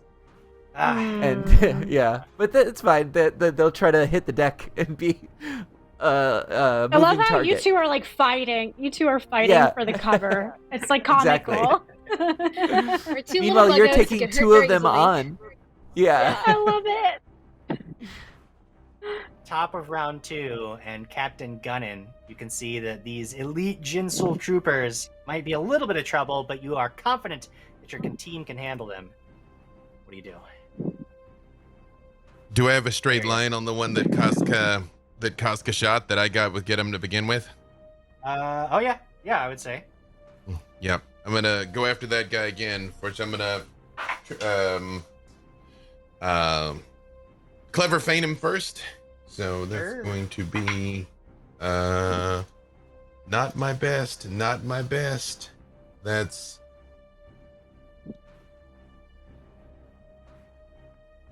29 to bluff him. Even when you're not your best, you're still better than these guys. That is a success. They have no concept of deception. So yeah, get him also in clever attack, which that is going to be a 26 against KAC. 26. Now that there's no cover in the way, that is a solid hit. Excellent. Penetrating, if that matters. Because I cannot leave my dear homie Casca undefended. Oh, thank you. That is going to be 23 points of damage. No, yeah, Nice. 23 points of Really? damage. Yeah. Wow. I rolled Be double really eights. solid. Double eights on the Yeah. die. That'll do it. Chunks of this Solarian's armor just go flying off, exposing the flesh beneath, blood trickling down their many purple legs. A vicious hit. Good news. Commander. Good news, everyone. They're vulnerable to bullets. Use Great. bullets on I them. don't use guns. Wow. I have these. Yeah. I actually, with these two that are coming, I'm going to, no, I'll stay there. If this dude's going to come get in my face, he won't get in Casca's. So yeah, I'll stay there. Sure. Stand right Yep. where you are. Well, then it is now their Actually, turn. believe it or not, improved get 'em is part of my full action, but regular get 'em is still normal move action. So if I'm not gonna move, I'm gonna mark the other dude with regular get 'em. So +1 Might as well. against that guy, +2 against the other guy. Yeah. Okay, yeah, that works. Yeah, you just take your other move action and mark. Which one were you marking with the get 'em? The one that is hurt worst is +2. The other one that is closer to Voltarix, I think, is +1. I don't know. However okay. you had it parsed in your mind. The one that is hurt worst Yep. +2. The one not as bad is +1. I think I got it. Like, get both of them. Nice. That's it. That will take us to the Jinsul's turn. They start moving once again. This one is not happy with the captain and is going to actually continue right up into his grill and then lash out with those famous leg blades that you've seen before. This one just Better me tries than to like, Casca. stomp you as it moves closer to you. This is against Yep. KAC, Captain Gunnin, and that is a 26 to hit. That is a hit, lamentably so. Indeed. The damage is impressive. Not as bad as some of their other ones, but let's see here. We're looking at 15 points of slashing damage as it skitters right up to you, slashes you with the leg blade, makes it happen. This No, thank one, you. seeing an opportunity to swarm up on a single target, is going to take a guarded step forward and try to leg blade Casca. Oh, no. Casca, that is a 22 against your KAC. Oh, that's sick. Oh, KC, no! I have 23. My armor's on. So he just Yay. leans right off that Golarion force field that protects you. Oh my God, Almost yes. gets through, but can't quite. Then Ooh, that was close. the rear Jinsul is going to try to leg blade you as well. and it's going to get that Okay. flanking bonus. Okay. But even with that flanking bonus, I think it evens out to exactly what I had before. Let me double check. Plus 14. It's a 22 again, even with the bang bonus, because I rolled 2 under. So that is I once am again, dancing. like, your Solarian armor is just like flashing red Yeah. as the hexes are just getting slashed at, but the blades cannot penetrate. The Solarian, though, a little more confident, raises the solar weapon and lashes out 2 quick strikes. Okay. The first one is going to be in the 30s, so your Solarian armor is not going to help you against that. Right. We're dealing Right. 2d8 plus 12 points of damage. That's going to be 9. 21 points on the first strike, fire damage, so make sure you take your resistance off. And then its second strike there. Natural 20 on the second strike. No. Oh my! Now you're going my hit points. Yeah. Oof. Yeah, very likely, because we're dealing 4d8 plus 24 damage with that. What? 2 1s. That's then. Oh, good. 10 is Oh, 12 plus 24, 36 points of fire damage with that second attack. So- And you can see it's got this moat floating around its head. It's in photon mode. You can recognize that, and you can see it getting brighter. And you know that it's the second round. So you know that Hey. soon it's going to be in that supernova territory. Oh no, no. mine too. Oh no. Hey, I have a reaction. Okay. So, as a reaction, because I can still see Kazga, right? I'm like pretty much. Am I kind of I'm in gonna line say sight? if you're where So- you so- are, I don't think so. I'm You not can see really- that Jinsul's I'm not right on the really other in side the door, wall. but Kazka, I know And you're not in the. You're not in the wall, but the I'm looking walls above the. I'm looking in exist, front of it. and you're behind the. How about Okay. this? I scream telepathically. I scream telepathically with our links. She hears me in Just pain. feel like Ah! there's no Sure? alternate reality in play That's here. all right. It's okay. It's okay. I'm gonna be the mean GM Thank you on for this one, trying, so Maple. no. Thank you for trying, Maple. But I'm what not I will looking do- good. Still happens. Not looking good. Just so you guys know that. What I will do with my remaining Jinsul is take a guarded step into the room and lay down some fire against Haven with a squad machine gun. Oh, no. Oh my! Oh, maybe not my best roll. That is a dirty 20 against your KAC, Haven. That'll do it, though. Oof. Why's your kiss so Bullets low? chewing in. That is 10 points of piercing damage, Haven. As you Ah, get well. blasted by the squad. So that I was gonna help well. you. Yeah. I have a thing that was too. all I could do. So Maple, you may now act. Oh, but real quick, what was the damage that Haven took then? Total? 5? 5. Nothing? Oh, only 5. Never mind. You're fine. You're fine. Yeah, I was gonna yeah. do some cool thing. I'm gonna use my psychokinetic hands to grab some of this spore stuff and fling it Yeah. at this guy or Jinsul. I want you to know that you have What? been fighting and struggling to use psychokinetic hand I know. for so long. And Yeah. it It's totally doesn't- it legit just this time. doesn't do It's only 15 feet. almost Yeah. any of the things that you want it to do. But I will say, What? He's in letting this you. instance, you can grab some Aw. he gets fungus and fling it at the Jinsul. I'm okay with it. I'm going to allow that to happen on this round. Yeah. No, because it's within 15 feet and it's fine. It's totally within range, and if these things are less Yeah, than 10 fine. pounds, it's fine. Well, because it's like Okay. because it's typical. It doesn't matter. But What? you grab some- I'm just being. You're just I'm building up it's momentum. okay. I'm just being mean. I'm just putting on a show.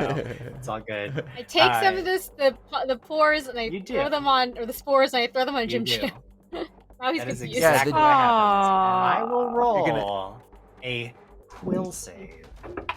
Hmm. And with a We're gonna natural attack the one, Jinsul. I will fail. Ooh. The Ooh. Jinsul. Are they not all? Hey, Are they not all hey. Jim Sewell? Are they not all The Jim Jinsul, yes. Jim The Sewell. Jinsul.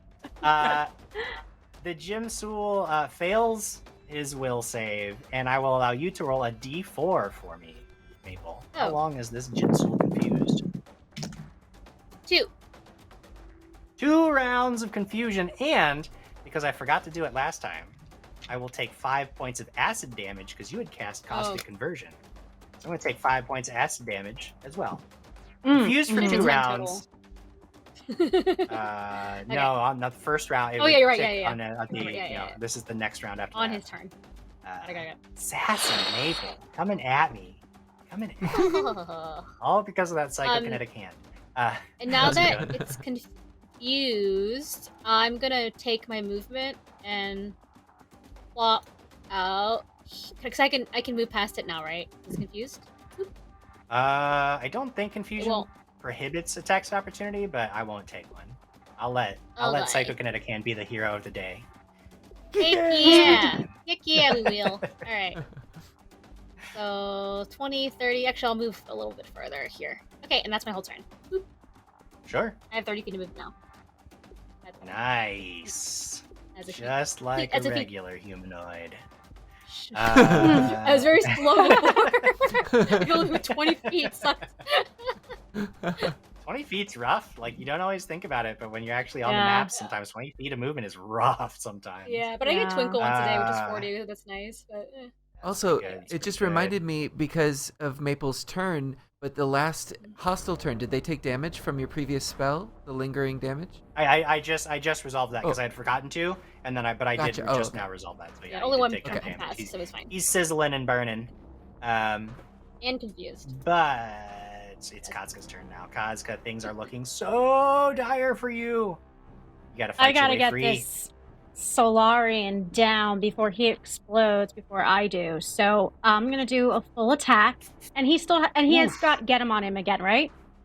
That's true. Plus 2 to you. Thank you, Captain. Okay, here we go. And then -3. Okay, dice, be my friend. Okay, 18 plus 13. Yeah, plus 100%. 2 for get him, -3. Yeah. Here we go. You got him solid. Okay, I'm just making sure. I know. Okay. 12. I'm letting you know. It's all good. No, that's fine. 12 plus 9. Math, someone. Please. 21 points of damage, minus the resistance. But that's right. After Captain Gunnan's devastating hit last round, that is enough to bring this Solarian down. You can see it drawing photon energy into it. Its whole body is shuddering, about to unleash an explosion of devastating strength, and then you cut him down at the last second, and he dies before he can unleash that tremendous blast. Since there's 2 of them next to me, or because I said full attack, can I explode my supernova? I don't think you can explode as part of the attack, but you can take your second attack. Well, I'm sorry. I'm now fully attuned to photon mode, so can I use that as my second attack and just you should be fully attuned on your next round. You should be fully attuned on your next round. You're right. So, okay, I was just excited. Okay, let me just full attack. I know, I wanted to explode too. I'll turn around and I'm gonna hit the guy. Actually, I'll just hit this one right here next to me. I don't know why I can't. The one behind you also has get him, because Gunnan can. If Gunnan doesn't move, he can get him twice. So you're actually better off attacking the other one that's right behind you. And he has +2 as well, or +1? It was +1. Yeah, it is +2, which Gunnan I wanted to mention. I was gonna mention when it got back onto you, because your get 'em is improved. You can your ability can be used as part of a standard action, but when you use get 'em, it provides a +2 bonus. So it's not get 'em and improved get 'em aren't separate skills that you have. So it's +2. No, I read this. No, I really. I read this. I can affect 2 targets though. I can't put a double penalty on one target. Oh, okay. Hey. Yeah, I was saying I think they both are +2. I was agreeing with you on that. I was saying you were, because you said they'd only have a +1 on the second one. I'm pretty sure that both of them would get the same bonus. It just uses up 2 different actions. So then I agree with you, and that's how it is now. I was helping you. Great. It's a yes, I agree. I'm rolling. You were all powerful. Yes. That is I rolled a 2 on the dice. That's 15 plus 2 is 17 minus 3. It's Close, not as far off as you might hope, but still pinging off the armor as you flail around, Hey, trying to. I got the captain People too down. excited. That's all that counts. That's true. Getting that Solarian down is big Yes. for this room. Yes. 'Cause he was a beast. Mhm. Good turn, Kazka. We move to Thank you. Volterix. I'm ready to take down this guy. Right Yes. behind Kazka. I believe he still has Alrighty. the +1 from Yes. Gunnan's Plus other two. get him. Two. +2. Yee! Okay. Wait, let me. No, I'm still in range. All right, here we go. Stealth coming in at, oh my gosh, 19 plus 17, 18, 19, 20, 21. So 19 plus 21 is. Oh my gosh. Yes. High What? math. I did it. High math did it. Too much. Sanders like, I can't even do that math. No, it's 40, right? Oh my god! Can I just say my Wow. die bounced on 20 and then rolled to 16. It's like, Oh no, a 16. What a disappointment. So that's going to be a 16 plus 11, 27 plus 2, Yeah. so 29. Whoa. Damage. Awesome. All right, D6s. Let's not roll ones this time. Or do Ha! Oh, it did roll 1-1. Dang it. All right, let's see. I knew I could get that Nice one. jail. Of course you did. Okay, so 16, 16, 22, 20, 27, 28, 29, 30 even.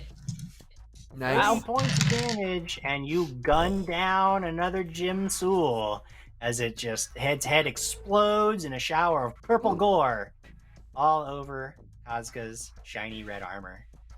Since my weapon's a cold weapon for Flare, as his purple gore is going all over the place, can it actually like crystallize into like little like ice shards as my gun uses its cold damage to and freeze then its those gross purple ice blood? shards go right through Kazka's neck. You're and so she- mean. No, Whatever. Get out of Oh here. no! I- No. Let me have my Flare Jim Jam. Yeah, it's cool. Whatever. You move on to Haven. Goodbye. Literally, Well, Sander. Derek kills me. Literally. Haven, it's your turn. Yeah, Haven, left alone in this room, panics and draws their pistol. So they're gonna fire with the advanced skip shot pistol. Ooh. Ooh, pretty good. Nice. An 18. Wow. 18 is so close, but not quite enough. Oh no! So Not close. again. It is KAC, It right? just What you're talking about? Yeah, because Shot? yeah, it's teleportation Deals damage. piercing but damage, right? Yeah. Yes. So it's unfortunately so close, but no cigar. You just ping right off the armor in your excitement. Fires wildly, just panic mode. Oh no. That takes us to the top of the next round, and Gunnin, you are up. So I got to get this guy off of me because I don't like, pain. Although, actually, you know what? No, I'm gonna full attack on this dude with my spear. Like, Ooh, nice. put it on him twice. Let's see. Okay, that's well, the lowest one is. Hang on, let me double check what my lowest one is. My lowest was 21. Does that hit? That does hit, KAC. so that's gonna be double hits. Yeah, 21 is a hit. Perfect. Perfect. Then I'm gonna put 2 on him here. In this has the block feature, so now I will have my AC against him goes up by 1. So that is 12 points of damage on the first stab, and 11 points of damage on the second stab. Vicious hits.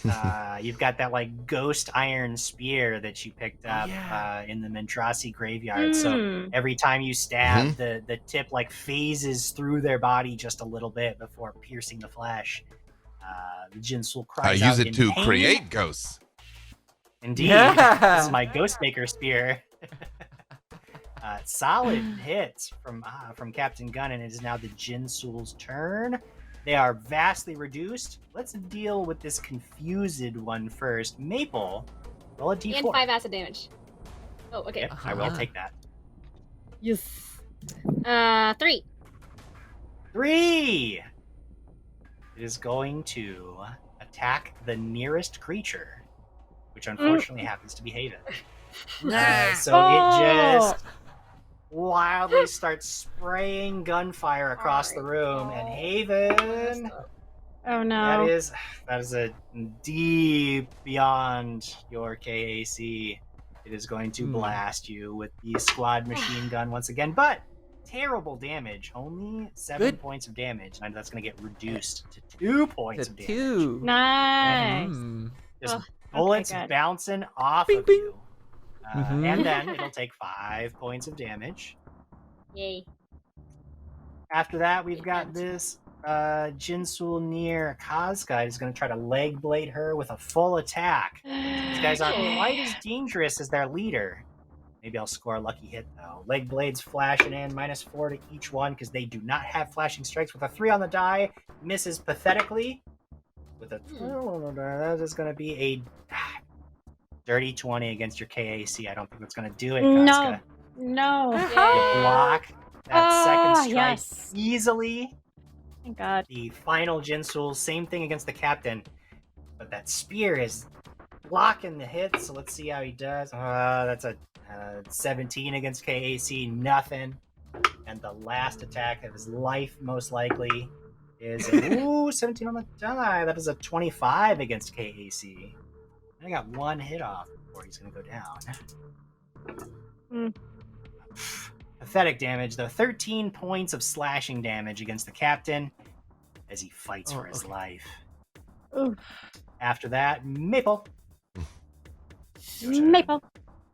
Wait, sorry. Yes. Did it hit me? I lost it. I lost everybody for a second there. Did I get hit? I apologize. I had a 25 on that last attack, which I believe is going to beat your KAC, even with the +1. It will. Well, yeah, it's only 24, even blocking. So sorry. So how much damage was that? I apologize. It was 13 points of slashing damage from that Perfect. second attack. I mean, I rolled and then disbelieve, but yes. Sure, I mean, yeah, why not? It was an illusion. Okay. I'm gonna, well, shoot. I left my friend in there all by themselves, so I'm gonna move so I have line of vision with this burning acid Jinsul. And I'm quickly gonna cast a junk shard, so they need to make a reflex save, please. The old junk shard standby. That is a total of 14, which I'm pretty solidly confident does not beat your DC. They do not beat, so they take 3d6. Oh my goodness gracious, that's 6, 7, 8, 9, 10, 11, 12, 13, 14 points of damage. Please. Nice. 14 points of damage is enough to turn Yay. this creature into a junk-covered pile of bubbling, confused acid kind of junk? and goo. Oh, falls okay, out? so it's aesthetic.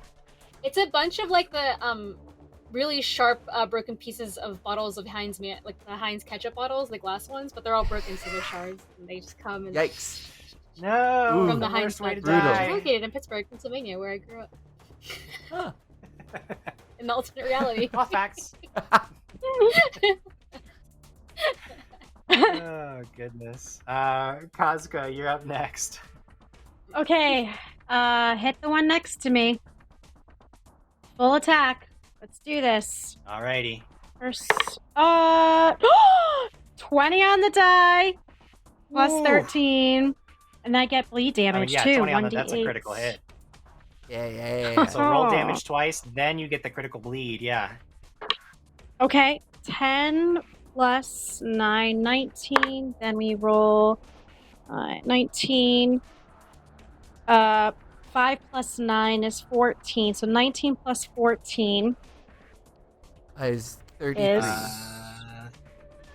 33 points of damage. And then I And also get, critically because I crit, bleed. yep. Bleed damage is only 2. 2 points of bleed damage, and you still have another attack. Oh, yes, I do.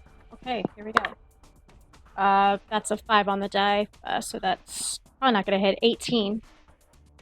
18. Nah, just barely a miss. That's fine. That Against first one hit the solid. Jinsul, but he is bleeding. And he looks like he's not long for this world, regardless. It was a vicious blow from Kazka. Volterix, it is your turn next. I want to say this has been one of my favorite combats because I haven't had to move. Yeah. I'm just straight chilling in the center of the room, like, bam, you dead. Bam, you dead. So I'm just gonna keep standing in this weird pile of blood, and I'm gonna shoot the one that is attacking Kazka. Stealth coming in. You haven't had to move because Kazka has been soaking up incredible amounts of damage in front of you. Yes. 17 plus 17, 34 for the stealth. And does he still have get him on him? I don't think so. No, he made a full this attack round, last no. round, so no get him this round. All right, that's going to be a 23 to hit. That is a successful hit. I was worried. All right. No ones, no ones, no ones. Big whammies. Oh, dang it. I got a 1. Jeez, okay. Oh, I rolled so low. 15, 16, 17, 18, 19, 20, 21, 22, 23, 24, 25. 25 points of 25 damage. What's total. the point? But you do kill the Jinsul. Yeah. I will tell you what. So then you kill the Jinsul, Volterix, and you can describe how it dies, and I won't say a word. Wow. But I already did my cool thing, and you ruined it. You do another cool thing. I'm giving you a redo on your cool thing. Yeah. Okay. Fine. Cool thing. No. Okay. So yeah, Voltarix is just kind of standing in the room, just like, oh man, like, bang, dead. Bang, dead. But this time, she's gonna hit him with that the pistol. So when the bullet hits him, this time he's gonna explode, but not necessarily in like ice shards. So you know when it's really, really, really cold, and you kind of get when snow gets really, really dusty, and it kind of is very like particle-y. So his head is basically going to turn into like a frozen particle-y purpleness and just be like dry ice. Yeah. Oh, Exactly like dry ice. Thank you. That's perfect. It's exactly what I was going for. So his head turns into dry ice and goes poof. That is exactly what happens. Oh, don't it is breathe now it. snowing dead Jinsul.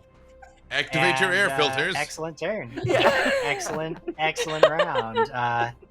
Haven, you're the last one standing. There's one more Jinsul standing all the way across. The And whole Haven's hospital from you. emboldened, and they will burst through the door and aim their pistol. And this is an advanced skip shot pistol that they're using, so it ignores the distance, but it is within range anyway. So we're going to roll the hit. Okay. What would that be? 23. 23 is a success. You got him. Yes. Okay. Now the damage on that is 2d4 plus 3. So 3, 4 plus 3 is 7. 7 points of damage. And after just getting wrecked by the ghost spear, Avon bursts out of the other room, levels their pistol, and teleports a bullet right into this Jinsul's brain, and its head explodes. Dang. Also snowing everywhere. There's just Jinsul snow everywhere. And the assault team has been defeated. Yes. Take a breather. There are no other Jinsul in the area. At that point, without any real danger to face, knowing that the spores are dangerous, and having no other thing on the timetable, you can actually dig through that rubble that blocks off that passage without any further needs for check. Oh, go ahead. Yeah. We learned this lesson last time when we pushed and then got our faces wrecked. I'm gonna take the freaking 10 minutes or whatever to get my stamina back.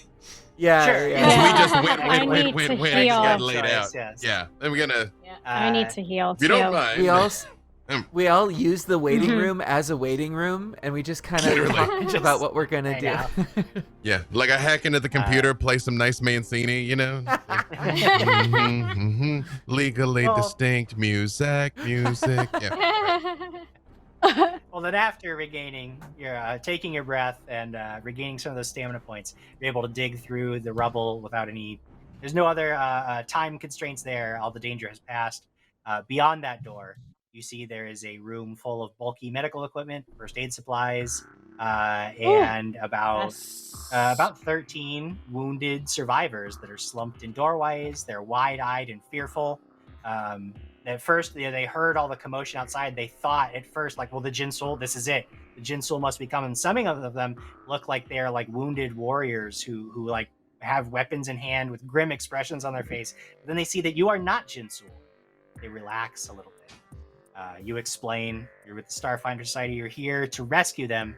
They tell you that you're a little short for Starfinders, but then they follow you out of the hospital back to the Honorbound. You load up all of the refugees on the Honorbound, and Captain Yulazak begins the sequence to take you off planet and back towards Absalom Station with your mission complete. We'll find out after the break. Wow. We're going to take 10 ourselves, regain our own That's- stamina points, and see you in just a few minutes. That wasn't very Pew, reassuring, pew. but okay. Yeah.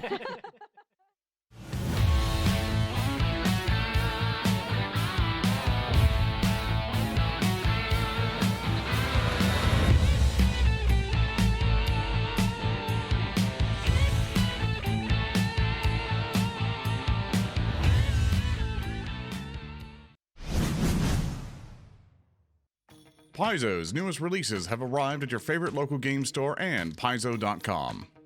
With more than 300 classic and new monsters, the Pathfinder Bestiary 3 is a beautifully illustrated hardcover rulebook that fills out the core collection of monsters at your table. Don't miss the new troop rules that provide stat blocks for a collection of foes that otherwise might not be much of a threat by themselves. Also available in special and pocket edition formats. Eyes of the Empty Death is a Pathfinder adventure that concludes the Abomination Vault's adventure path, a 3-part campaign in which heroes explore a sprawling mega-dungeon to stop an ancient evil from renewing her monstrous vengeance. This adventure also includes an expanded look at ghosts, an examination of an elder god, and powerful new rules and monsters. Crash and Burn is a Starfinder adventure for 9th level characters. It continues the Fly Free or Die adventure path, a 6-part campaign in which players take on the role of a merchant crew with an experimental starship. Their mission is to get rich, escape interplanetary assassins, and outwit their rivals. The volume also includes a series of side jobs, short mini-adventures the Game Master can insert into the campaign at any time. You'll also find a collection of new and dangerous aliens and details on the corporations that dominate the galaxy. For years, the pirate captain Rinlock sailed the coast of the Arcadian Ocean from the Shackles to the south and to the waters of Varisia to the north. He searched for plunder and adventure until one day his luck ran out. Pathfinder One-Shot Sundered Waves is a Pathfinder 2nd Edition adventure that can be run in a single 3 to 4 hour session and kicks off a new series of standalone adventures. It includes pre-generated characters whose backstories and motivations tie closely into the plot. Check it out at paizo.com/sundered waves. A caravan is set to depart from a small town, but it needs some capable guards. It is up to the player characters to step in and ensure the caravans and its passengers reach their destination. The Tireless Path is a Pathfinder bounty designated for an hour of play, and is easy to add to any fantasy campaign. The Pathfinder Society has its hands full, quelling panic spreading throughout a Caduran city, when a party hosted by an infamous genie binder goes horribly wrong in Freedom for Wishes. At the same time, they're looking to reinforce their bonds of friendship with the Farhaven clan of Sarkoris, in the Pathfinder Society scenario, A Dirge for Sarkoris. In the Starfinder Society scenario, Rat's Repentant, a strange turn of events finds the heroes working with a former enemy, the Yosoki mastermind Datch. While on the other front, the Starfinder Society nears its goal of recovering the final data fragment containing one of its greatest secrets and the fleeting truth, ever-changing revelation. Enemies and allies take their places in your tabletop with the Agents of Edgewatch Pawn Collection, This box features more than 100 pawns for use with Pathfinder 2nd Edition or any tabletop fantasy RPG. A hero collects treasure at every step of their journey, and no treasure is more prized than mighty magic weapons and incredible enchanted armor. The Pathfinder Magic Armaments deck contains 110 cards detailing every magic armor, weapon, and shield in the Pathfinder core rulebook, along with runes and special materials. There are regions in the wild where the environment itself is hostile. Pathfinder Flip Tiles Wilderness Perils expansion is the newest expansion to the Flip Tiles Wilderness starter set and includes 24 full-color 6x6-inch double-sided tiles. The Starfinder Flipbat Solar Temple is a double-sided map that features an ancient Solarian hermitage on one side and a futuristic cloister in space on the other. A special coating allows you to use wet erase, dry erase, and permanent markers with ease. Find your path to friendship and adventure with these new releases and more at Paizo.com and your favorite local game store.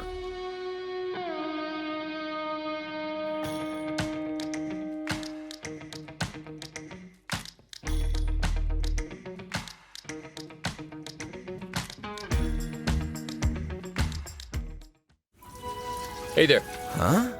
You, with the wet sponge. You're late. We were supposed to meet at Blue Rise Tower. I need your help. My help? Yes, you. Just ask... Hold on. Alexa, open the Starfinder game. You know we can't pull off this hostile takeover without you.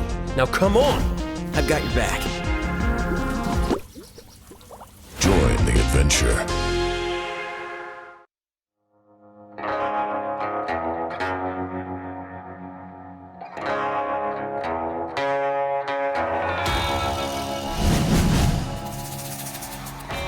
So, you used to work for Edge Corp, huh? Taking it to the edge and all that. You were just a long hauler, shipping cargo from one planet to another for low pay, worse benefits, and the promise of a bonus that never showed up. Now, you're your own boss, looking for cargo you can buy for cheap and sell for bank. Jobs are everywhere. Absalom Station, sure, but the Veskarium too. Near space, even the Vast. Get used to the drift, cause you're gonna be flying long hauls. And some of the things that live in that place, they don't like visitors. I heard Edge Corp is still after you. Something about a stolen ship? And the Golden League is after you too? You got a long list of enemies, hotshot. You better start making some friends. Cause if there's one thing I've learned in a lifetime of carrying freight, it's that every bill comes due. If you really want to be free to go where you want, do as you please, you're gonna have to settle up with these people. And revenge ain't cheap. Don't say I didn't warn you.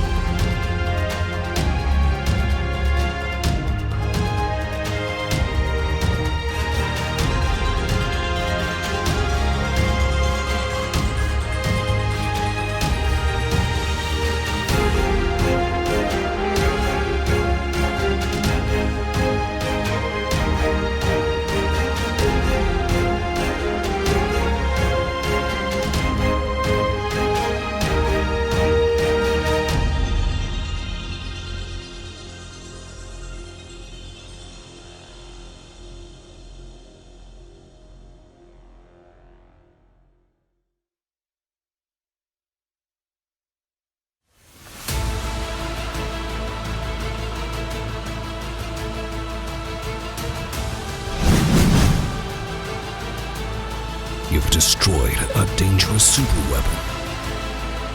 Stopped the threat of an invasion from another plane. Fought against a host of nigh unstoppable foes. And uncovered evidence of a vast conspiracy. But now, your biggest challenge lies ahead of you. In Starfinder's first adventures for higher-level characters, the remnants of an ancient warmongering civilization threaten the Pact Worlds, and only you can stop them. Will you rise to the challenge? Or will the devastation arc destroy everything you hold dear?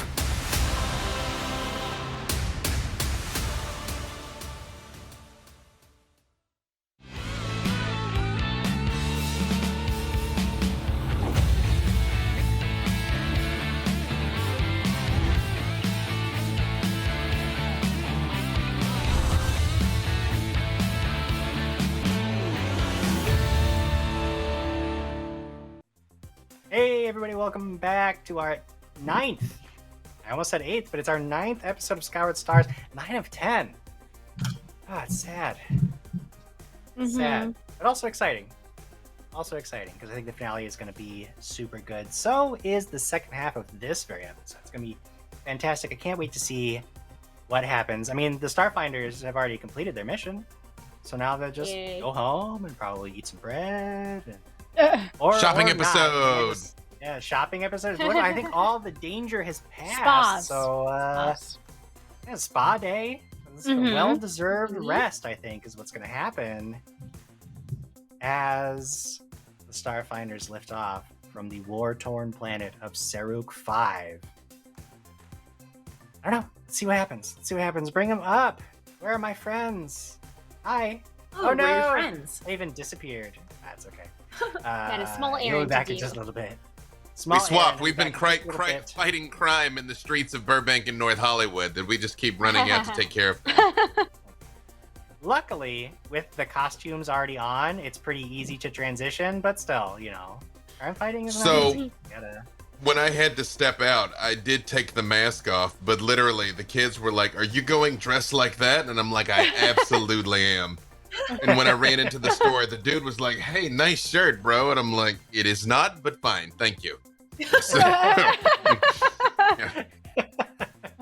That did happen. Awesome. That did happen. The gold shirt should be a regular part of your everyday B-Dave wardrobe. All right. The purple shirt has become a lifestyle choice. The gold is pushing it. That's it. That's it. It's too much. It's all too right. much. Yeah, it is. It's true. But for the captain, it is apropos. Diplomatic garb. Indeed. So as I had mentioned, you stormed this hospital. You found a whole bunch of patients in need of rescue. It was good that you got there when you did, because a Jinsul assault team stormed through the hospital just before you could make your exit. Luckily, you took them all out, although Kazka took a beating. I'm not feeling good. Solarians are no joke, and the Jinsul had one at their disposal. It looks like these Jinsul are a little tougher than some of the other ones that you faced as they ramped up their war efforts. Still successful. You get back to the honor bound. Immediately, Captain Ulazak is like, "Let's go. We gotta get out of here. It's not safe here." The honor bound lifts off, breaks atmosphere, still without opposition. Jinsul forces are focusing all of their efforts on local ships, ignoring you as the crew of the honor bound begins plotting a drift jump towards Absalom with your refugees in tow. And just before you're about to enter the drift, the honor bound intercepts an emergency transmission. "This is the Freehold's Hope. We are not a military vessel. We are carrying diplomats and refugees. We are under attack. We have been boarded. We are requesting immediate assistance. I repeat, we are carrying civilians in an unarmed vessel under a..." And then the transmission gets cut off. Captain Ulazak turns towards all of you with a grim expression on his face. "We are the closest vessel to the source of the signal. I can't leave these people to die. I didn't name this ship the Honor Bound for nothing. Are you up for another rescue? Are your medical bays equipped to help Casca? We need her at 100.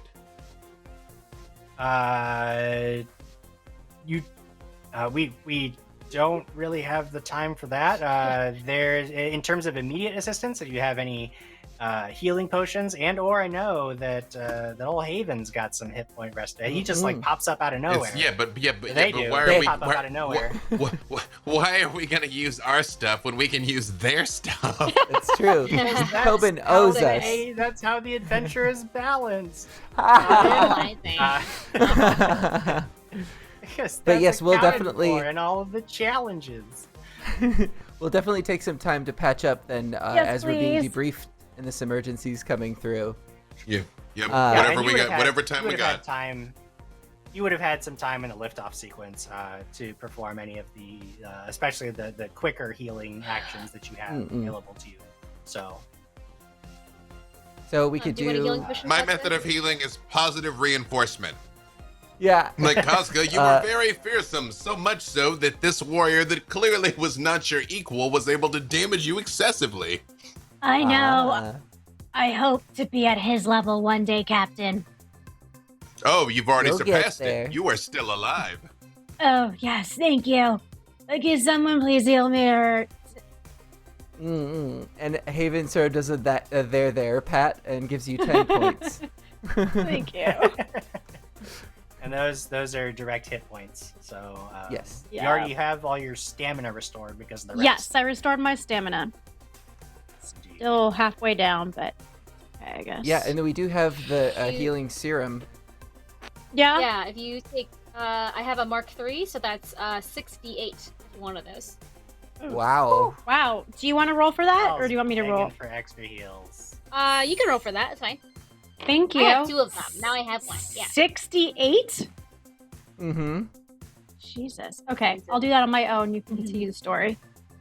Okay. Thank you. Yeah, thank you. Begging for free GM heals when you've got Mark III serums of healing sitting in your inventory. Yeah, but spend my money now used. Yeah. Everyone else can buy them Jim, too. the Jinsul kill us. Okay. All right, I'll buy grenades and healing pots after this one, I promise. So the Honor Bound, instead of entering the drift, changes course ever so slightly to come into an intercept with this damaged ship, the Freehold's Hope. The Honor Bound's pilot comes in over your comms as you are waiting near the airlock, ready to board the ship and rescue these refugees. The pilot says, their airlock is damaged. I'm not going to be able to form a seal. You're going to have to jump to the disabled ship. What do you do? Ooh. Jump in space? Yeah. Well, that's fine. I've got like really good acrobatics, I'm told. I don't think Do we your need wings to work out hold- there, Maple. Oh yeah, I have a jetpack. Like No, you extras. just you can be launching yourself across. The jetpack will work. That'll actually the jetpack will Can allow I you to grab just someone with hop me, over or there. 2 people? Since there's yeah, no gravity in space. There sure Group is. hug? Group hug.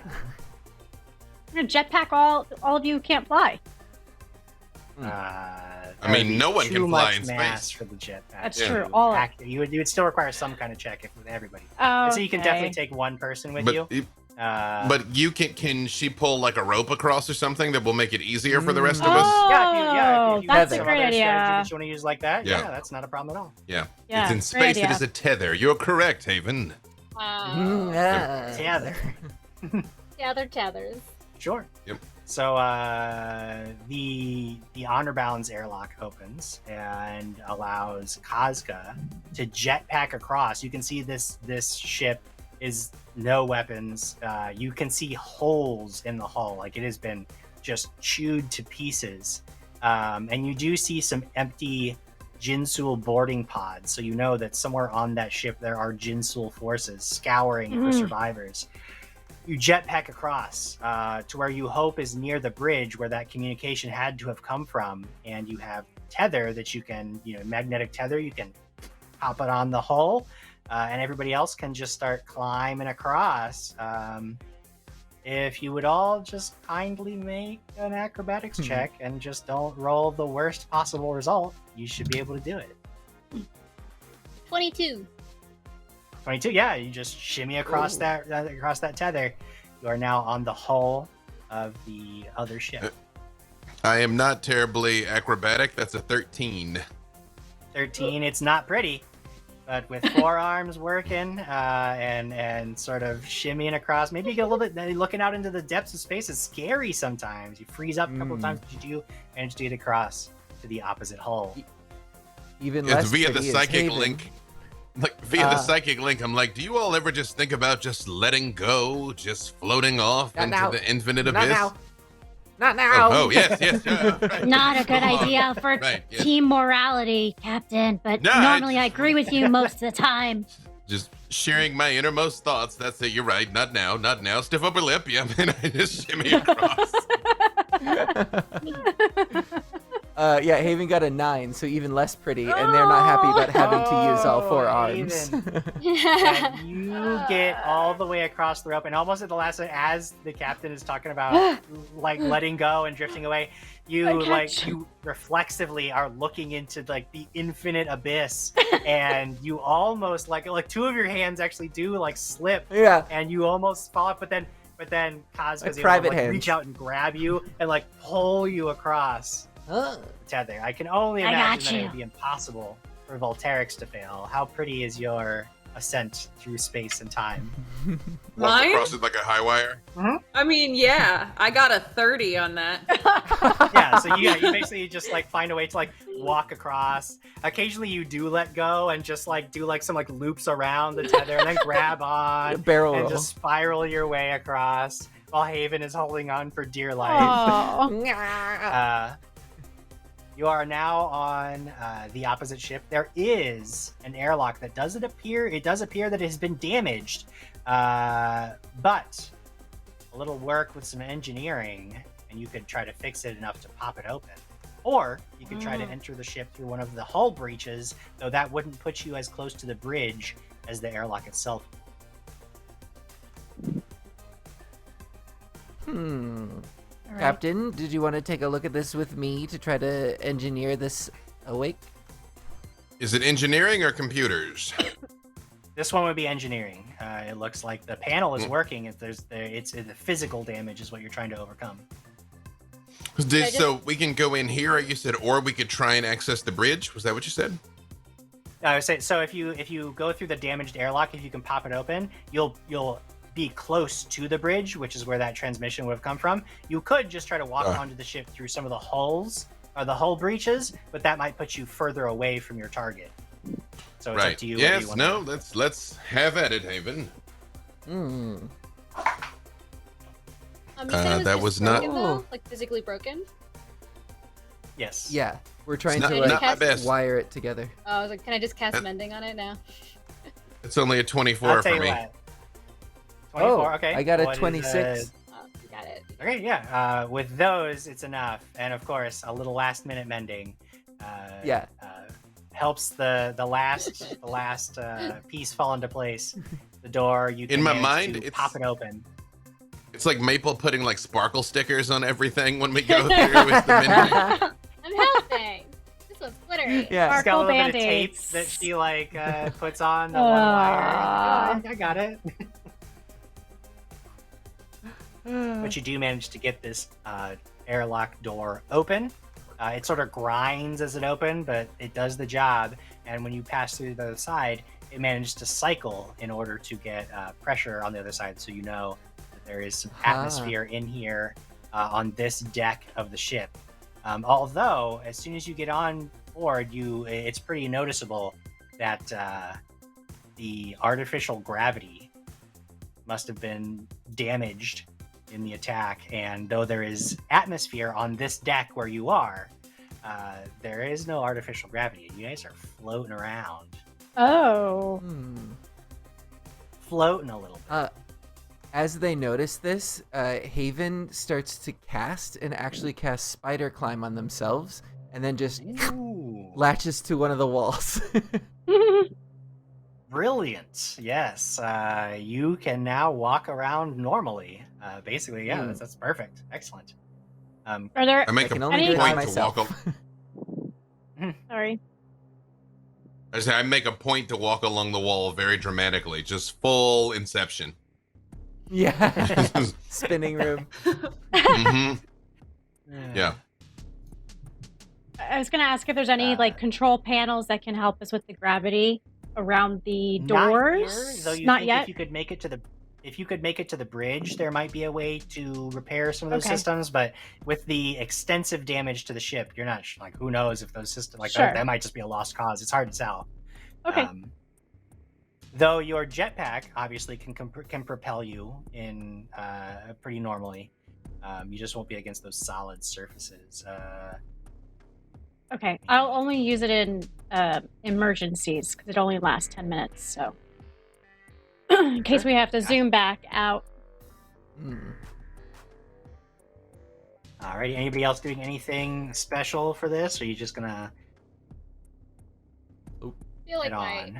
kick-ass acrobatics are gonna make me do pretty well going through this space. Mhm.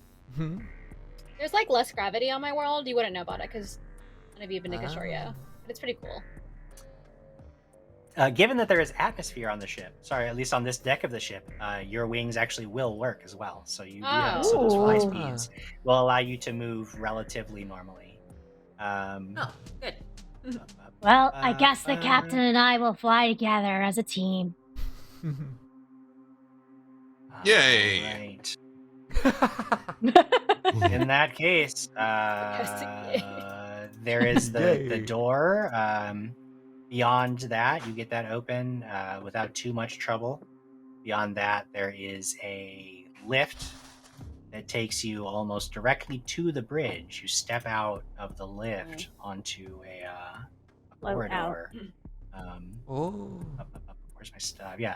So you can look as soon as you step out of the lift. If you look to your right, you can actually look at the map. Roll 20. Mm-hmm. Little corridor that you're in. You can see that to your right there is the sealed doors that you would know to be going to the bridge. They are currently closed. What do you do? I think I'm given gonna the s- success, Haven's going to skitter along the floor, still with spider climb, and go right up to this door on the other side and take a look at if it's locked or what sort of mechanism it is. Sure. It does appear to be sealed. There is like a little squawk box near the door that you could use to like talk through even a sealed door, but it's like hissing static. If you could fix it, you could presumably talk to whomever has been on the door, provided anybody alive back there. Otherwise, you would have to try to break through the door.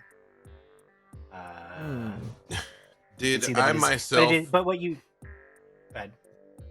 No, I interrupted you. I apologize. But did I myself see the distress message, or was I just told there was one?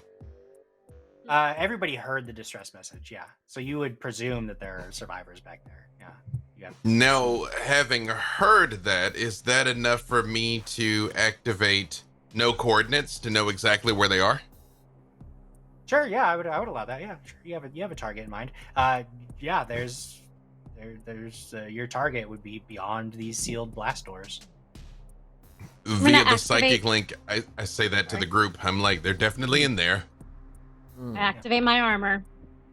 Yeah, I'm gonna move Armor forward. is active. I'll definitely move toward the door, just to be able to be there first. And then Haven will take a crack at trying to engineer this back to working. Maple, if you wanted to help mend this as well, that was quite helpful. Oh, is it broken? Because I was gonna say we can just blow it up also as an option, but should we fix it? Perhaps we should try fixing it first, and if that doesn't work... On it. Alright, I will. Boop mending. Boop. Yeah, and then with mending. that, Haven will try an engineering check.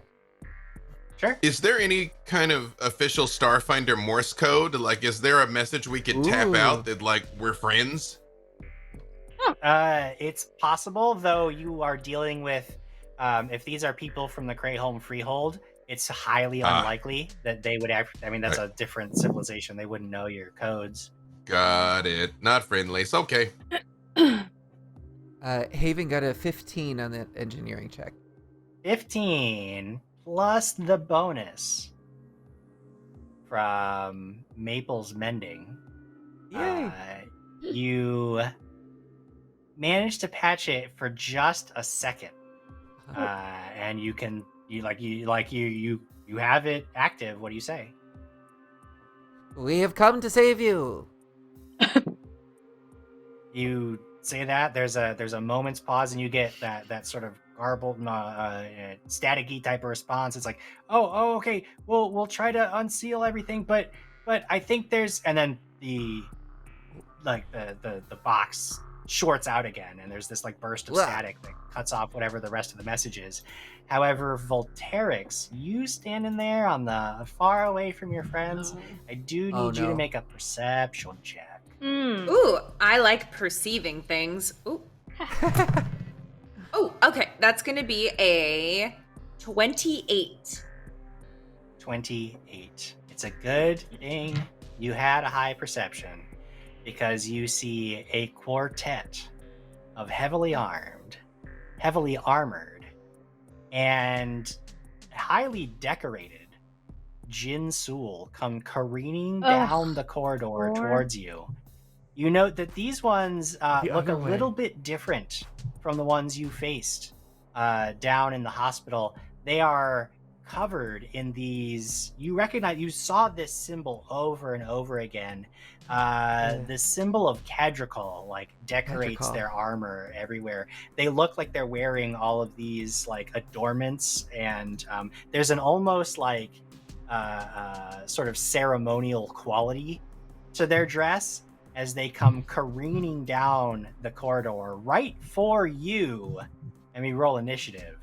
The second time tonight. I will communicate to Captain. I'll be like, hostiles incoming. Do what you do best. I rolled a 20. Oh, that's nice. Let's see if I can beat Gunnin for once in initiative. No, you've beaten me one other time. It's true. Before you took improved initiative, I beat you all the time, and now it's just like, I just want to be close. I only got a 26. I'm a 27. Victory! Wow, you won the game, kid. You finally did it. Again. That's it. Starfinder's over. You won again. That's it. Won again. Victory laps. Kazka rolled a 5, but I'm protecting this corridor, this hallway over here. So I was busy looking down that hallway. What's your total was a 5, Kazka? Yes, I rolled a 2. Oof. Oof. Kazka. I cracked it. You died. Burn him. I Haven know. got a 23. Thank you very much. Oh, Whoa, that's good for Haven. goodness. It's good for Haven. So in this first round, I'm going to have Volterix and these creatures go first, because Volterix has seen them. She sets out a short message, but they're not. The danger hasn't really reached the rest of the group yet. So Volterix, you act in this first round, and what do you do? I'm going to use my trick attack, full smack him in the face with my bullets, but I am going to move up 5 feet to be able to do so with my trick attack. So here comes the stealth. Ooh, okay. That's going to be 30, 40, 50, 17 plus 17 is 34. 34. Did you say that you targeted me with a trick attack? Oh, you absolute horrible, terrible person. Now, I didn't write this. I didn't add this to the adventure. I was given a gift by Paizo. The writers who made this adventure gave me a gift in the past that was transported to now, this present moment. Because when these Jinsul Crusaders are targeted by a trick attack, they have a defensive ability that allows them to make a check against your trick attack total. So what was your trick attack total? Oh, God. 34. 34. It'll be tough. It's not impossible for me to hit this. It will be tough. Still might get tricked. With a 30, It's not successful. Oh. But you can see that these Jinsul Crusaders seem to have something of an unshakable belief. They are much harder to trick than other Jinsul. But you succeeded this time, Volterix. You got me this time. All right, here comes the attack. All right. Ooh, okay. That's going to be a 25. 25 is a hit. Oh, and just to be specific, I'm going to go for this guy, the northern. Sure, it's good to be specific. I love specificity. All right, here comes. Please just insta-kill. Okay, that's 16, Insta-kill. 26, 28, 29, 30, 31, 32 total points of damage. 32 points of damage. I hate it. But what you're going to hate is that as you strike this creature with your Yellid pistol, it has this like shimmery field over its armor that you only just now notice as it waves its hand in a sudden motion, dispelling that little barrier and reflecting some of that damage right back into your face. You are going to take 10 points of damage, and I am going to take 22 points of damage. Although these are anti-Voltarix Crusaders. I know. These are anti-Voltarix creatures. Like, just for me. they're here for you in particular, yeah. Yeah. Again, I was given a gift from the past writers at Starfinder. This adventure path. Who wrote this? But I will need to take a boatload of damage there. I still take the 22. And I decide that you're off target if I'm allowed to do that, or maybe you have some sort of special thing that doesn't allow you to be. These creatures cannot be off target. No, it's I was gonna say. Stay on target. Yeah. You got them. As you fire your weapon, the Jinsul all begin to swarm towards you. They stop, actually. They're not going to swarm towards you. They're going to stop right where they are. Two of them in front, they have these pistols in hand that are glowing this incredibly bright blue light. They raise pistols, and both of them are going to fire in a full attack action. So I'm going to take an attack with one. One of them is going to attack you twice with this horrible Hailstorm Class 0 pistol. Against your AC, that's going to be 29 against EAC. Ouch. And you notice that this shot, like all that nasty blue glow, like gets absorbed into this bolt of cold energy that comes flying at you. And the supercharged weapon deals an additional 4d6 points of damage on this first hit. Whoa. So that is going to be... Hey, quick question. WTF? Yeah. Why are you trying to kill us? Like, hey, writers of the adventure, we didn't level between the encounters in this adventure. You know that, right? Okay, that's great. 30 points of cold damage, Volterix. As it strikes you with a supercharged weapon. The other one also has a supercharged, then it's gonna make its second attack. Its weapon is no longer glowing, so it only gets that supercharge on the first attack. Its second attack is a 2 on the die, so misses wildly. The second Jinsul fires its first supercharged attack. This is the important one. With the -4, that's a 23 against EAC. Does that hit? That is my... Oh, wait, against EAC? Gets ya. EAC. Oh, yeah. EAC. Yeah. Gets you with that supercharged hit again, Volterix. A couple of ones. That might save you. 9, 15, plus 7, 22 points of cold damage on that second hit. And it fires again. I was trying to interject before, but I was Oh, yeah. After the first... I have a reaction. Can I see her or no? We're in like a semi-surprise round, so since Volterix was over there, had noticed the enemies. She and they are acting this first round on their own. You guys join the combat on the second round on this one. Okay. So I didn't know if reaction could be done or not. Okay. Not just yet, but in the future, yes. The second hit is going to be a 20 against EAC, Volterix. No, so that second shot goes wide. You are not struck. The Jinsul behind those two, they don't raise their supercharged weapons. Instead, they focus on you, like their many eyes meeting yours, and the first one attempts a mind thrust. I need you to make a will save, Volterix. Is this an illusion spell or effect? No, it is not. It is Darn real. And You it said is reflex? terrible. Will save. Will, sorry. I swear, I'm not lying. I swear it's a nat 20. It's a nat 20. I don't even know how to prove it. No, it's okay. It is a believe you. nat 20. It's fine. I believe you. That is That's a okay. 26. Sure, it tries to mind thrust you. You're still going to take half damage. Am I? which Because is- Jim yes. Jam.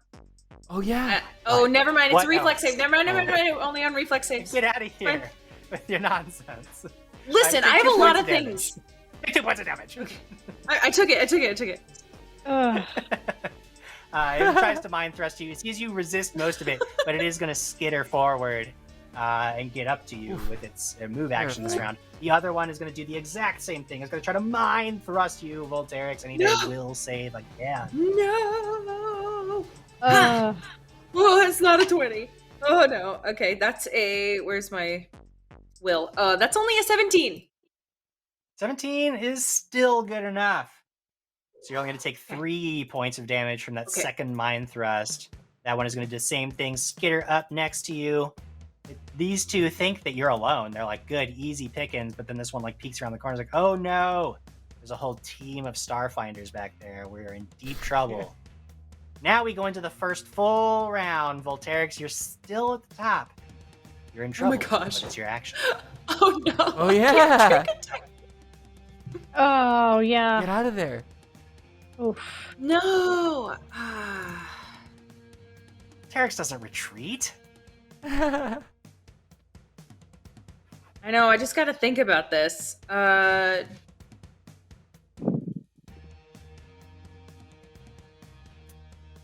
Yeah, I think I'm gonna. Well, my trick attack does not provoke an attack of opportunity. So technically, I would assume I can move 25 feet away from him using my trick attack and not provoke an attack of opportunity. Right? Yeah. You're asking me if that's the case? I think that the way they intended it was that the trick attack itself is something that you could do without provoking an attack of opportunity. I don't know about the movement part of it. I'll say in this particular instance, you can slide, but I will look it up and determine whether that's the actual ruling to see in the future if that's the case. Cool. All right, so I am gonna use my trick attack, so I know it's gonna come right back at me. Or actually, they have the save first. You want to do that first? Oh no, because it's against my stuff. Roll it. Yeah, it's opposed, so you roll your trick attack. Okay, that's gonna be 20 plus 17, 37. 37. Of course. What's the point? What's the point of having a defensive ability against Volterix? Yes, obviously my 35. My incredible roll couldn't beat you. So go ahead. Oh and do my your god. Barely. Okay. 16, 27 to hit. 27 does hit. Can you ping your target for me, just so I know which one's getting hit? Going with the northernmost dude. If you would change it for my edification, could you make it the southern one so I can say you have a line of sight and you're not shooting around a corner? Yeah, I am gonna have to. I was here, so I like will. Wanted. I'm gonna just have to No move. curving. Then do this one. Is that okay? That makes me feel so much better. I have to be 25 feet away, so I'll do it for you, Jim Jam. Well, do it for the rules of the game. That would be the most. Ooh, I got some good ones here. 16. 16 plus 6, 22. 22 plus 8, 30, right? 30. Yep, that sounds about right to me. Wait, 30 points of 33. damage, but I'm only going to take 20 because 33. this creature 33, has Jim that. Jam. Okay, fine. Then I'm only going to take 23, and you're going to take 10. The worst character. The worst one. I hate Volterics. And he's off. I'm gonna make that guy now off target as well. Sure, you're off target. Off target. Round. No good. No good at all. Gunnin, you heard the commotion. You're aware of the threat now, and you can act as normal as Jinsul invaders are swarming the ship. I don't know why I'm not capable of drawing a straight line in Roll20, but the bottom guy in the front row, I should have a line of sight on him, right? Him? Or do I need to move? He's going to get a little bit of cover because of the corner there, if you stand right where you are. But yes, you have a line of sight on him. Second question. Sure. If I move, well, I can move and still do a standard action. Okay. I don't want anything else to happen to, like, oh no, then I made it worse. I was trying to make it where I could draw a straight line, and I made it where I can't move. I'm gonna get in front of Voltarix. She suffered enough. I always use the ruler tool. Jim, what about the gravity mechanics? For those of us who can't fly or spider climb. Oh my gosh, we forgot all about gravity. You're not to be the bad guy. I'm sorry, Captain. I know. I'm sorry. But that was going to be my first question. It's fine. It would not have affected. It would not have affected Volterix because she can fly, and there's atmosphere here, so she can actually fly normally. But if you want to move, what you do is you push off, and you can do that because you're like near the door there, so you can push off the door. And you need to make a DC 20 acrobatics or athletics check. If you fail, I mean, I'm not going to hit either of those things. Like neither of those things is going to happen. So new plan. I'm not going to move, and I'm going to shoot that. I'm not going to shoot that dude from there. Then no. I'm going to play to my strengths. Makes sense. Indeed. Sorry, B. Dave. No, the rules are the rules. No, they're here for all of us. Yep. I'm going to mark that guy to the south with get him and try and bluff him. Let's see. That's to bluff him is going to be two. Okay. That is going to be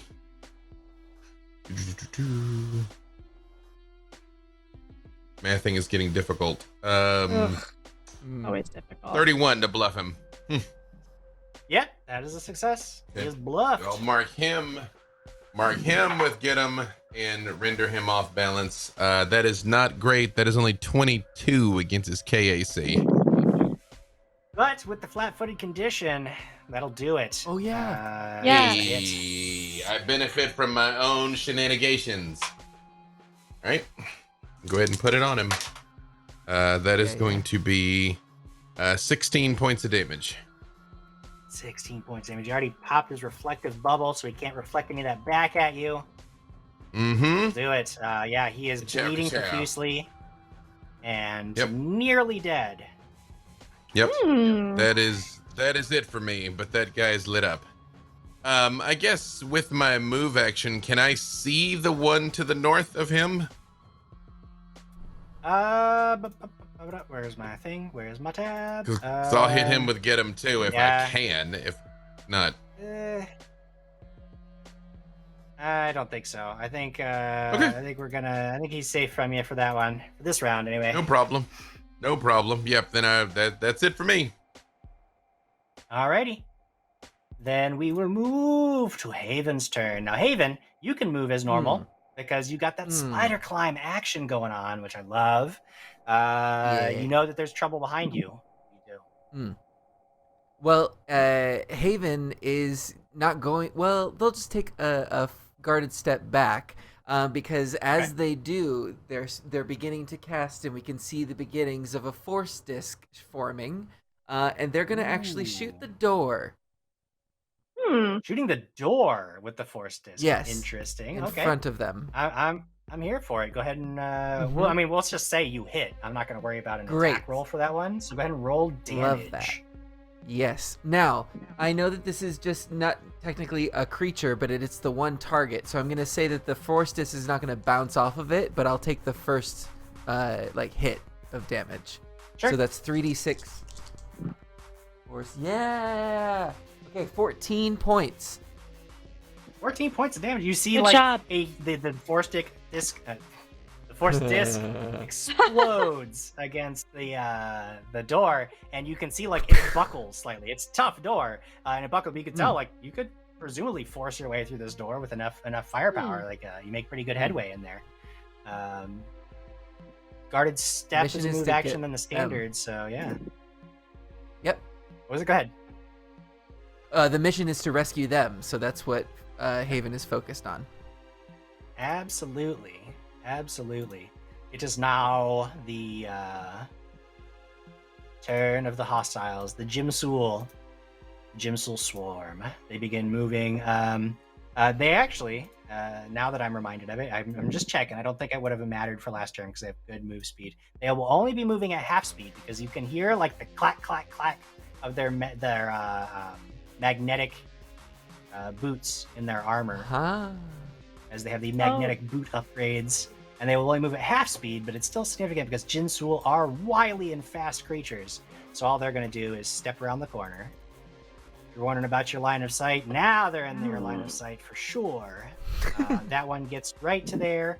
And it's one of the ones that still has a supercharged weapon, so it is going to blast Volterix. It's going to blast Volterix with a supercharged weapon. No! All right. Because she's right there. She's right there. Why not? That is going to be a 27 against EAC. Yep. Gonna be rolling that damage.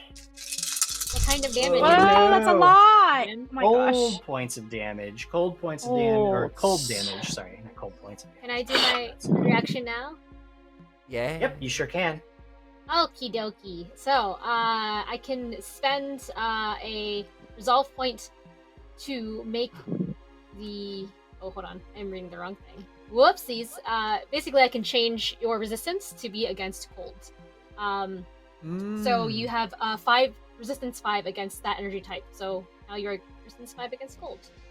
And it is applied before the damage from the triggering attack.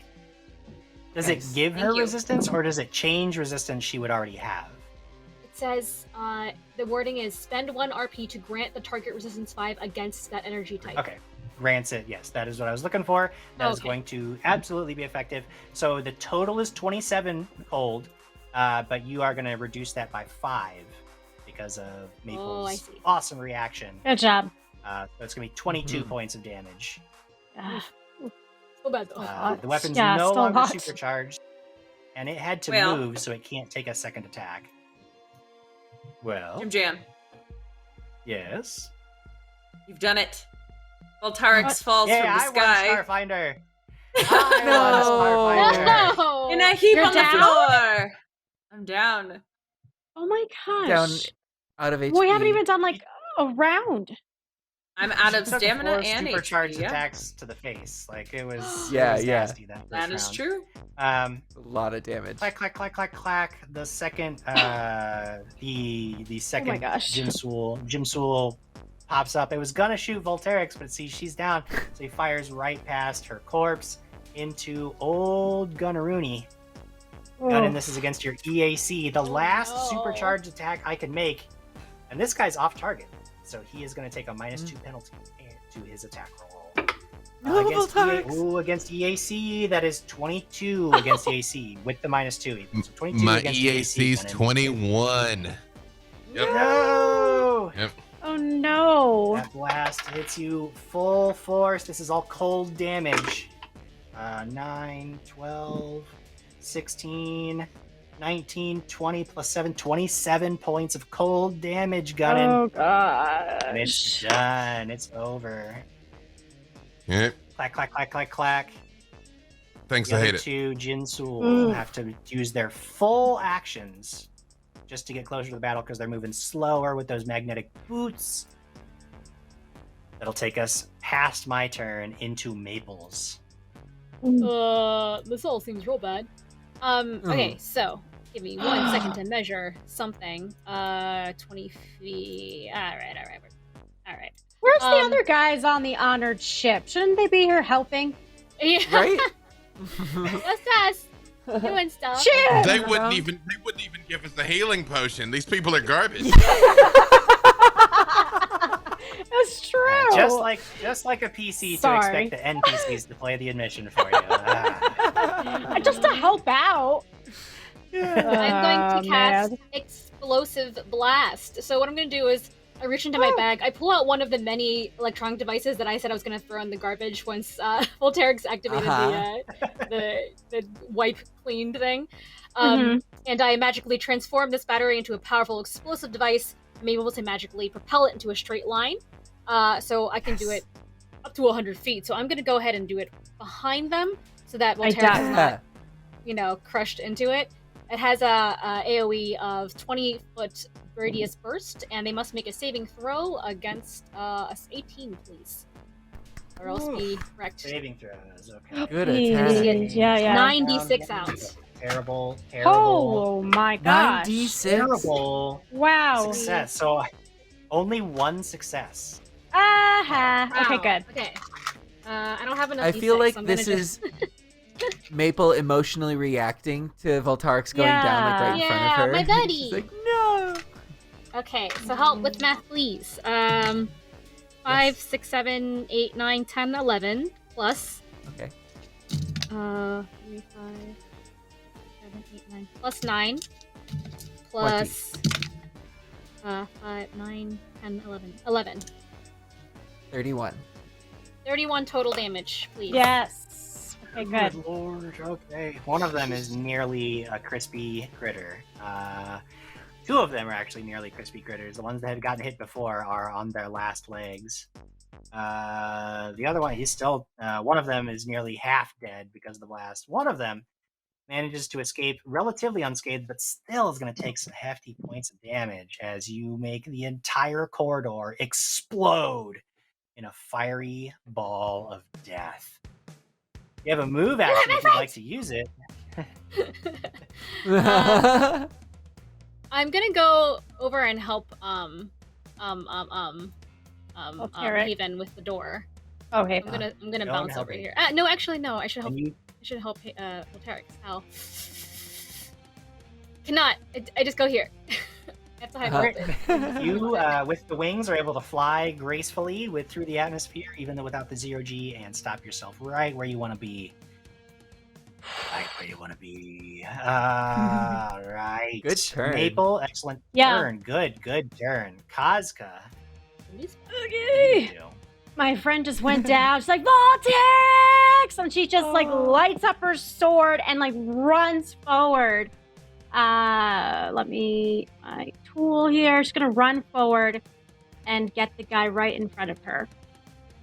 Okay, just remember that you have to push yourself off. Shoot. Which is fine. You can do that. But you need to roll an acrobatics check to make sure you don't collide with your enemy. Yes.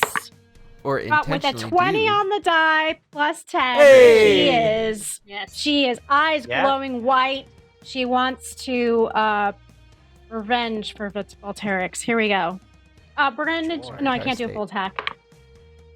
18 on the die plus 13. Nice. Got him. 31. Okay, here we go.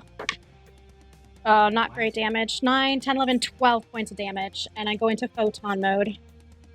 12 points of fire damage as you blast that creature big time. He's the least hurt, but that new gash in his chest is going to make it hard to justify that for very long. Excellent round for Team Starfinder. Even with Volterix down, you've managed to make a good showing of it. Volterix, it is your turn. And I gotta make a save, right? I know you.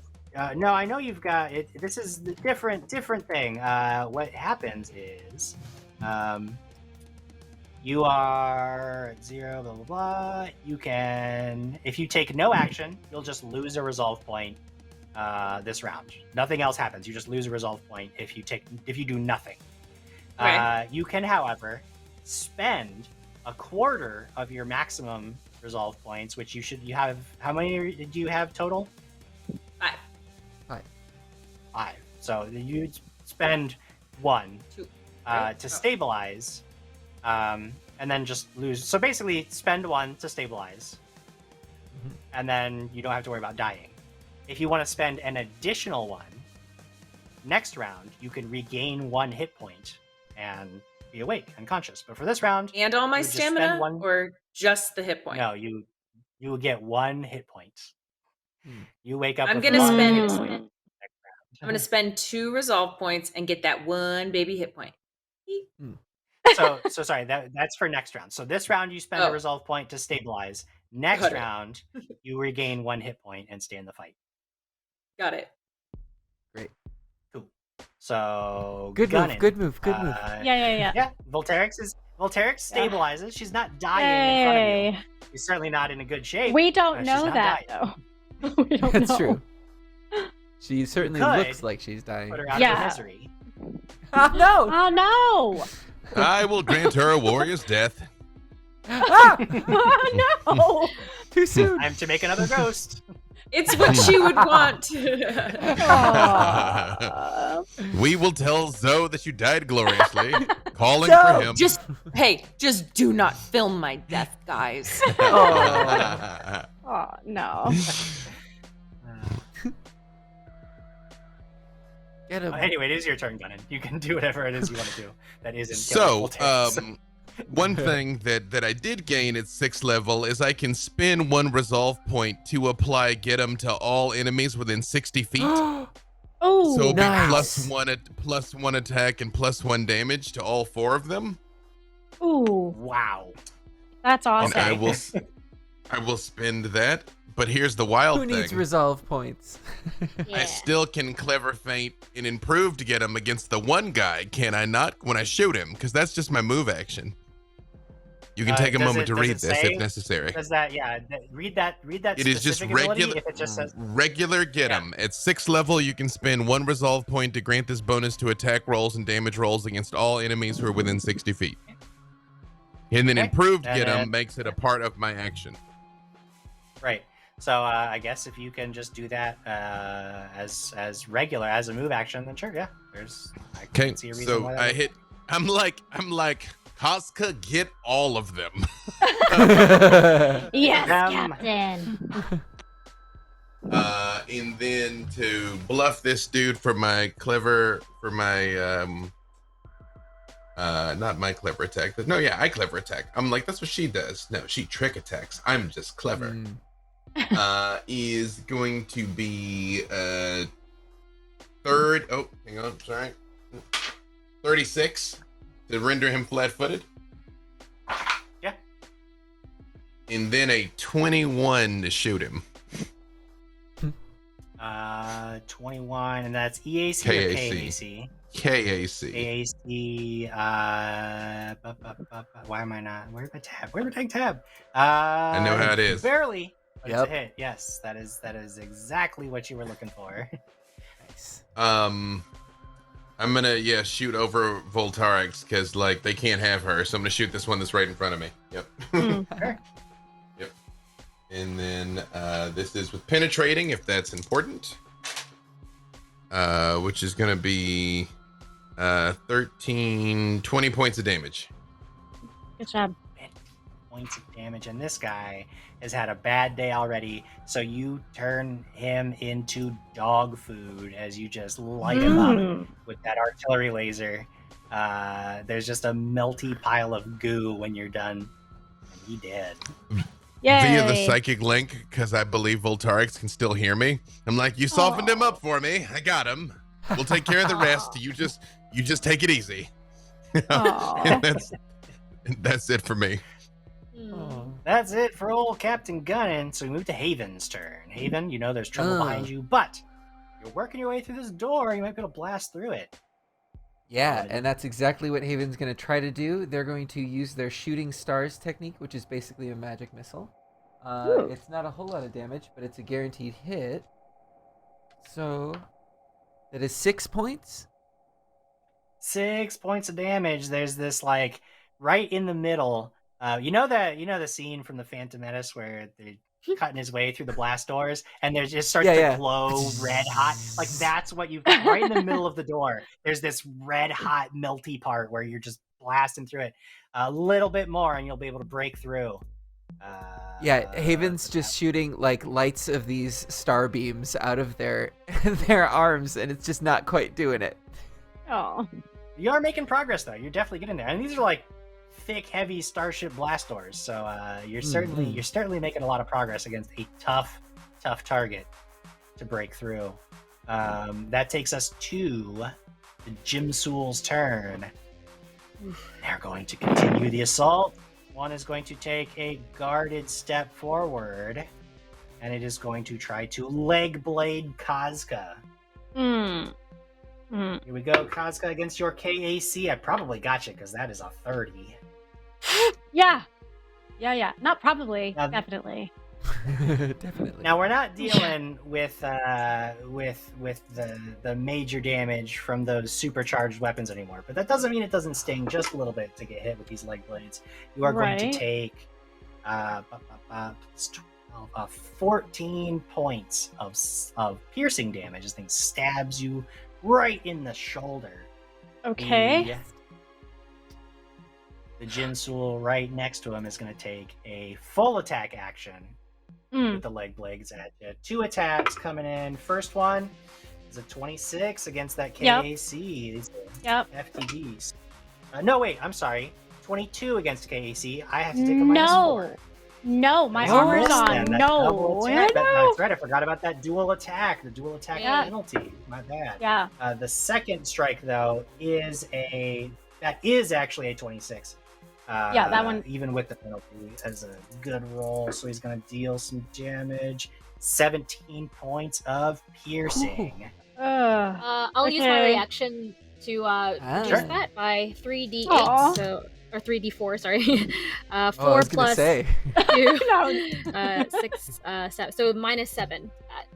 Thank you. Thank you. The rear and final Jinsul is going to take a guarded step back, and rather than, it doesn't have a good attack that it can do, but what it can do is it can cast supercharged weapon again. You can see its pistol starts to glow that violent, malicious blue light. You know that a hit from that one is going to sting. Is that a 2-turn attack? That's okay. I can knock off 5 with my armor. Hold resistance. But that's me, so we go to Maple. Oh, you're not doing it now. Do the same thing again. My stomach. No, it casts the spell. When it casts the spell, that's a standard action. So next round, I'll be able to get Just remember, you're all +1 attack, +1 damage right now, yeah. Oh, yes, thank you. Yes. So I kind of sneak back like, actually, I should probably take care of this because Voltairix just went down, so... I'm gonna cast the same spell again because I have a lot of spell slots there because I didn't use them yet. So Explosive Blast! Please roll your reflex against an 18, and I will roll all the damage. You're just throwing electronics that are exploding. Good thing they all broke. I got like 10 cell phones. That's 2 passes and a fail on this one. They were expecting the exploding cell phone trick this time. Exploding cell phone. They're just Nokia bricks. Nokia bricks. Okay, They still work after they explode. 27. Yeah. Plus Still play Snake. 9 and 11 is 38 total. So. Whoa! Even the ones that take half are going to take 19 points of damage. It's still so rough. Good job, Maple. 19, and he's still up, badly wounded. He's still up and badly wounded. The one with the supercharged weapon had 18 hit points left. And actually, no, he's the one who failed, so he takes 38 and dies. Oh! Mathematically, there wasn't. He just gets obliterated. His supercharged pistol just consumed in a fiery blast. I like to think that that's very anime, where he's like, the blast goes off, he's still standing, he's like, I'm fine, and then just disintegrates. Yep. He goes, as the fire just consumes him. And that's my turn. No, my Jinsul, they were doing so well. Kazka, it is your turn. Okay. A full attack on the one in front of me. Alrighty.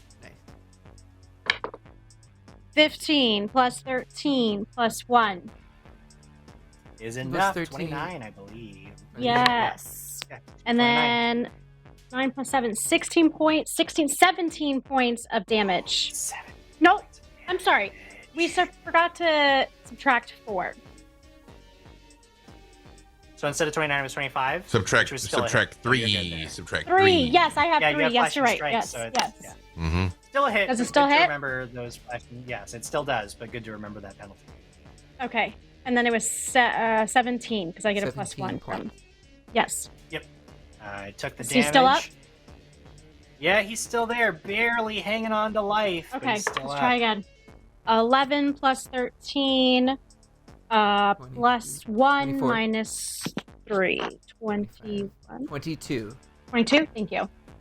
22. It's not pretty, but it's a hit. Okay. Nice. All right, here we go. It's better when it's ugly, just like a chunk out of his leg, you know? Like, Right. Yeah. Get the leg 16 blade. points. 16 points damage, and that takes him down. You sweep 3 of his 6 legs right out from under him, chopping them off clean through. Blood just like starts pooling up in the air as it floats there above his lifeless body, which doesn't even fall to the deck. It's just like hanging there because his magnetic boots are stuck to the floor. Yeah. It's like half Oh, his body yeah. just hanging there, and this pool, this glob of purple blood is forming right in front of your face. Are they how big are their shoes? Could we potentially put them on? Ooh. Theoretically, size you are could they? refit their like their armor upgrade. So like yeah, you could use them. Yes. Like maybe after they have- this we can put them on? Okay. Yeah. Sure. All right. Not Idea. a problem at all. That's my turn. Indeed. We move on then to the top of the next round. Volterix, are you gonna get that 1 HP? Yep. All right. You're I down get the 1 HP and I stand up more. right in front of the guy. Yeah. Yeah. Oh, Bet you thought I was It's dead. probably stupid, but she's you like, know. I'm like, ha! I'm back. I'm back. Hope no one saw. So then that would be your turn, but you Yep. are up and you have a hit point and you're good. So gunning, you see Volterix pops back up. She still had some fight left in her. How damaged does this guy look overall? He looks like he is on death's door. Well, I don't want to make a mistake and shoot my dear Voltarix in the back of the head, so full Would it be attack a magic mistake? missile. I'll just let all 3 of the them magic just go missile, arcing yeah. around her. Nothing I can Smash do that about guy. that. Roll your damage. That is going to be a big ol' 11 points of damage. 11 points of damage. You had 14 hit points left.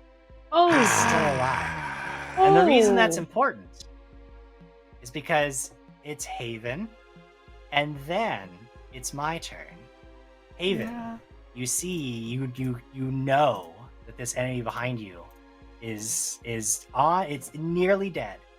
It has got its pistol. It aims up at Volterix's head as it's swaying. It's like, I'll take you down with me. But you have the one potential action that Oh could my gosh. save her from No, instant don't do death. that. Don't say that. What are you talking about? Don't No. listen to What do him. you do, Haven? Haven has been focused on this one mission, and they're so close to getting through this door, and it is the final push. So while Volterix, they know that Volterix can handle themselves, and Just gonna let her die. Wow. I'm so Wow, happy teamwork. right now. That's incredible. yeah, no. they're gonna take a jet dash at this door, and you can see the chitinous skin that they had sort of developed, this rough exterior. It's just gonna be a full out like ram at this like weak point in the door.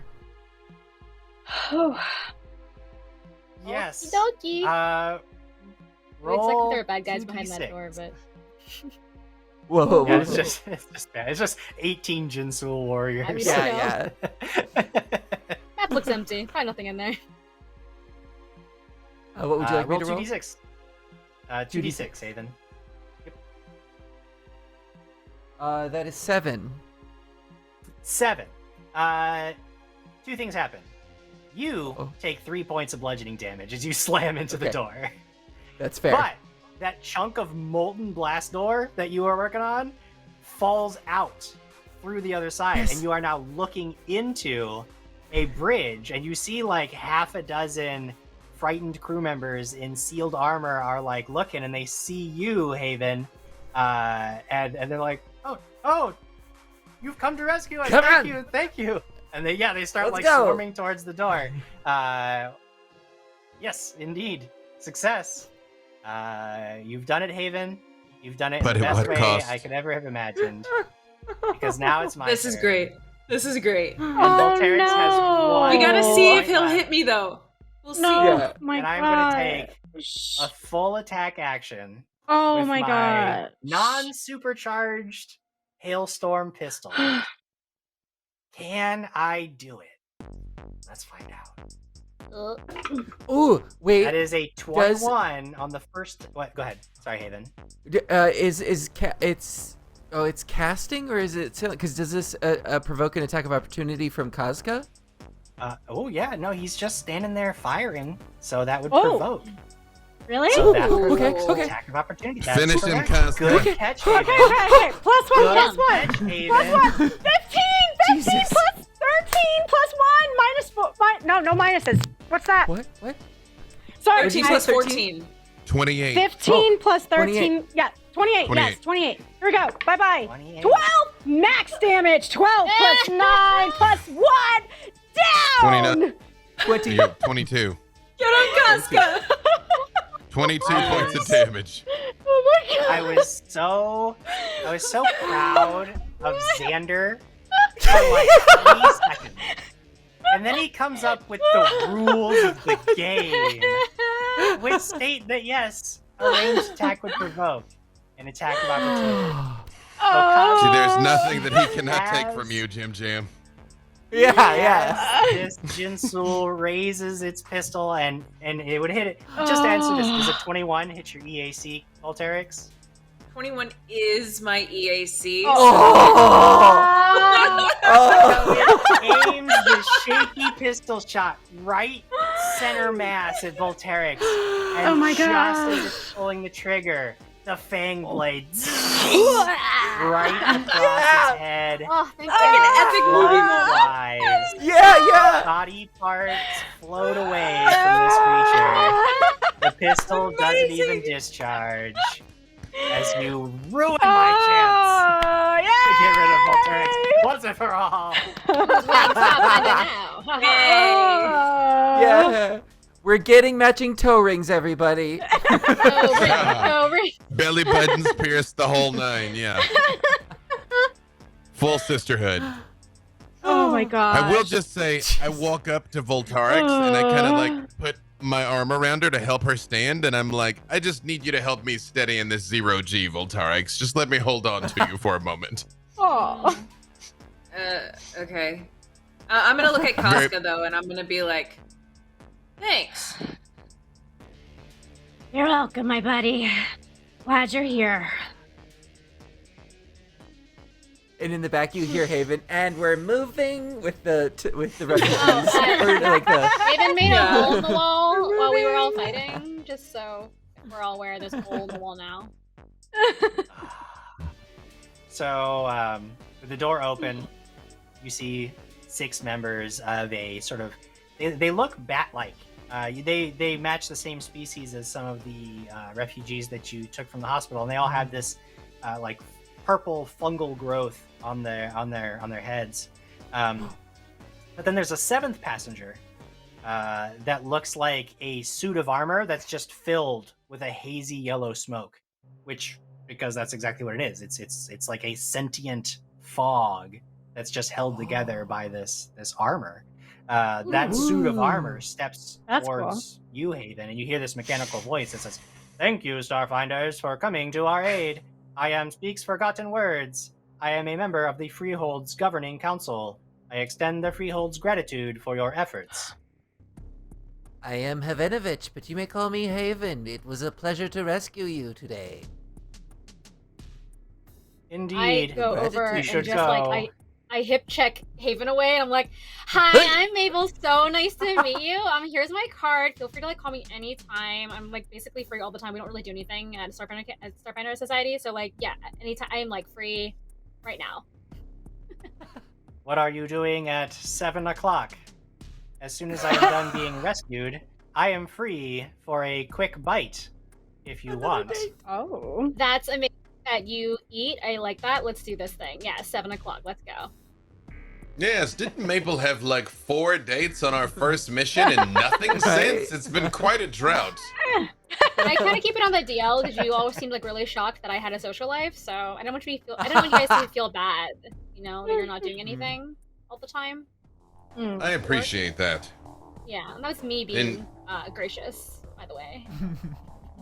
We should probably get off this cursed vessel and destroy it before we depart.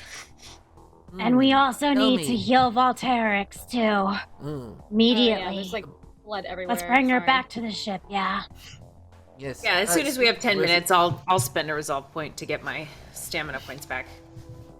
Was it Yep. speaks Yeah. no words? Speaks Forgotten lost words. Speaks forgotten words. Speaks forgotten words. Speaks Yes. forgotten words. Are there any more sentients that are left to rescue on this ship? Sadly, we are the only survivors. Our ship was terribly damaged in the attack. It is lucky you arrived when you did, or those Jinsul would surely have killed us. Well, they almost killed one of ours. And And not seeing not that to Haven match your numbers. I'm sorry. Sorry, Haven.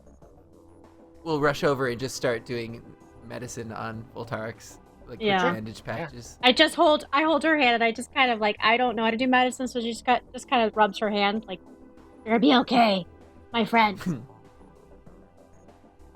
she wants to Thanks, help. Volterix She is feels bad. Very comforted. Yeah. She feels bad. We'll make sure that the holo recordings note that you held off that whole Jinsul battalion by yourself long enough for Haven to get the door open. Zoe would be very proud.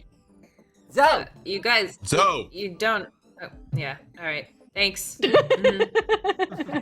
You don't have I to knew talk you me could up. handle it. I'm fine. Thank you. Appreciate it. I went with you Okay. that time, Haven. Yeah. Well, Don't Derek's, you know what worry, you our need security right now? cams were not damaged in the attack, and we have the entire battle Oh. on record. We can Love it, download thank the you. videos just real quick if you would like. They show Yes, your yes. winged friend in startling detail. Yes. Well, Terex, I know you're shaking your head no, but I hate you, mean Jim. yes, you love it. You know what this moment calls for right now? Friendship bread. And I bring out the bread again. It's still here. we'll give it another go. It's friendship bread. I heard you can like put stuff on it, so it's not just like gross and dry. Mmm. Okay. None of us like that bread. Why are you giving it as a gift? I'm like It's trying different to. when it's friendship bread. Yeah. Oh, you know who Yeah. didn't try the bread? The captain never tried the bread, so like maybe. Oh, yeah, give he it to did. him. You liked Oh, it. No, did? I Oh yeah, yeah, liked that's what he he licked it. Yes. there. Oh yeah, he did. I Maybe did the like He it. licked relics, it. probably. Sorry, he just came Yes. back. Yeah. Yes, we should probably go. Okay, let's go. Honor bound. Agreed. We have retrieved the people in distress. Would you please rendezvous? That's great, Starfinders. Things are getting pretty hairy out here. We were thinking we were gonna have to leave you for a second. Oh. You guys head back out towards the open hatch. As you're moving along, Speaks Forgotten Words sort of sidles up next to Maple, and he's like, I happen to love bread. I know it is typically a human delicacy, but I find it to be incredibly delicious. That's And Haven so looks- interesting. Into their gaseous like helmet and says, "Maybe you are more human than I will ever be." Yes, he's Indeed, mostly some hot people- air. Mm-hmm. Ugh. I can't top that. I can't top that one. There you go. You head out through the previously damaged, now fixed airlock and await the honor bound, which sidles up real close next to the damaged ship. It extends a ladder for you this time, and you're able to clamber up onto the honor bound with all of the refugees in tow. At that point, with the drift coordinates already calculated for Absalom Station, the honor bound punches it, entering the drift, leaving the Crayhome Freehold behind, and sending you home with another successful mission under your belt. You done it, Starfinders! Two successful missions. We did it. It's true. Two And successful 0 missions. dead party members. Oh, Yes! yeah. So close. You tried, Yes. but you But didn't it's get fresh. me. Whew. Yeah, that was close. That was awesome. It was a It's fun close. time. That was so everybody. It was epic. some good old What a good classic Yes. Starfinder. I like. Yes. Mhm. Oh no! Oh, What the heck? She's dead now. I survived. She's canon. Fired at him, I had an excellent time, everybody. Thank you for all of the bread-based shenanigans. It was truly, those are the things that you all bring to the show that I love so very much. The unexpected role plays and the actual real bread in real life. Some a wrist thing, so it's actually like squishy. Oh, nice. Oh. Nice. Okay. You have a mouse It's always pad on with this the- bread. Yeah. It's always here. Very on brand. Very on brand. Yeah. Gary. All of you out there, thanks for watching us play this crazy game for you. If you want to play some crazy games yourself and have bread-based adventures galore, go to Paizo.com. Check out all of the Starfinder source books that are available. You can download the adventure PDFs that we are playing through. I obviously modify them heavily to suit the cool adventures that we're having, but that's the beauty of all those adventure PDFs is the Starfinder Society has, it's like organized play is a whole thing where you can go to conventions and events and play organized play where they run the adventures as written, very by the book. Everything's, really cool. You have like a whole ranking system there. And then you can then later get those adventures on the PDF when they put them up for sale on Paizo.com. Then you can modify them and change them and play with them a little. So it's like a really cool way to experience those adventures again in all new ways. If you are not as familiar with Starfinder and you're like, oh, I don't know, the game just seems intimidating, fear not. They have the beginner box, which is the perfect introduction to this game. It will tell you everything that you need to know to play, and it comes with like pre-generated characters, so you can jump right in right away without too much of a learning curve. It's awesome. Seriously suggest checking that out. We've got one more episode of Scoured Stars next Wednesday. Do not miss the finale. I've heard that a certain starship may have been reborn. There just might be Has a risen. real live starship combat next week. Do not miss it. It's going to be exciting. We will see Hey, you but your time is there. here. Yep. Good night, Bye, everybody. everybody. Have a Good night, good night. guys. We're out.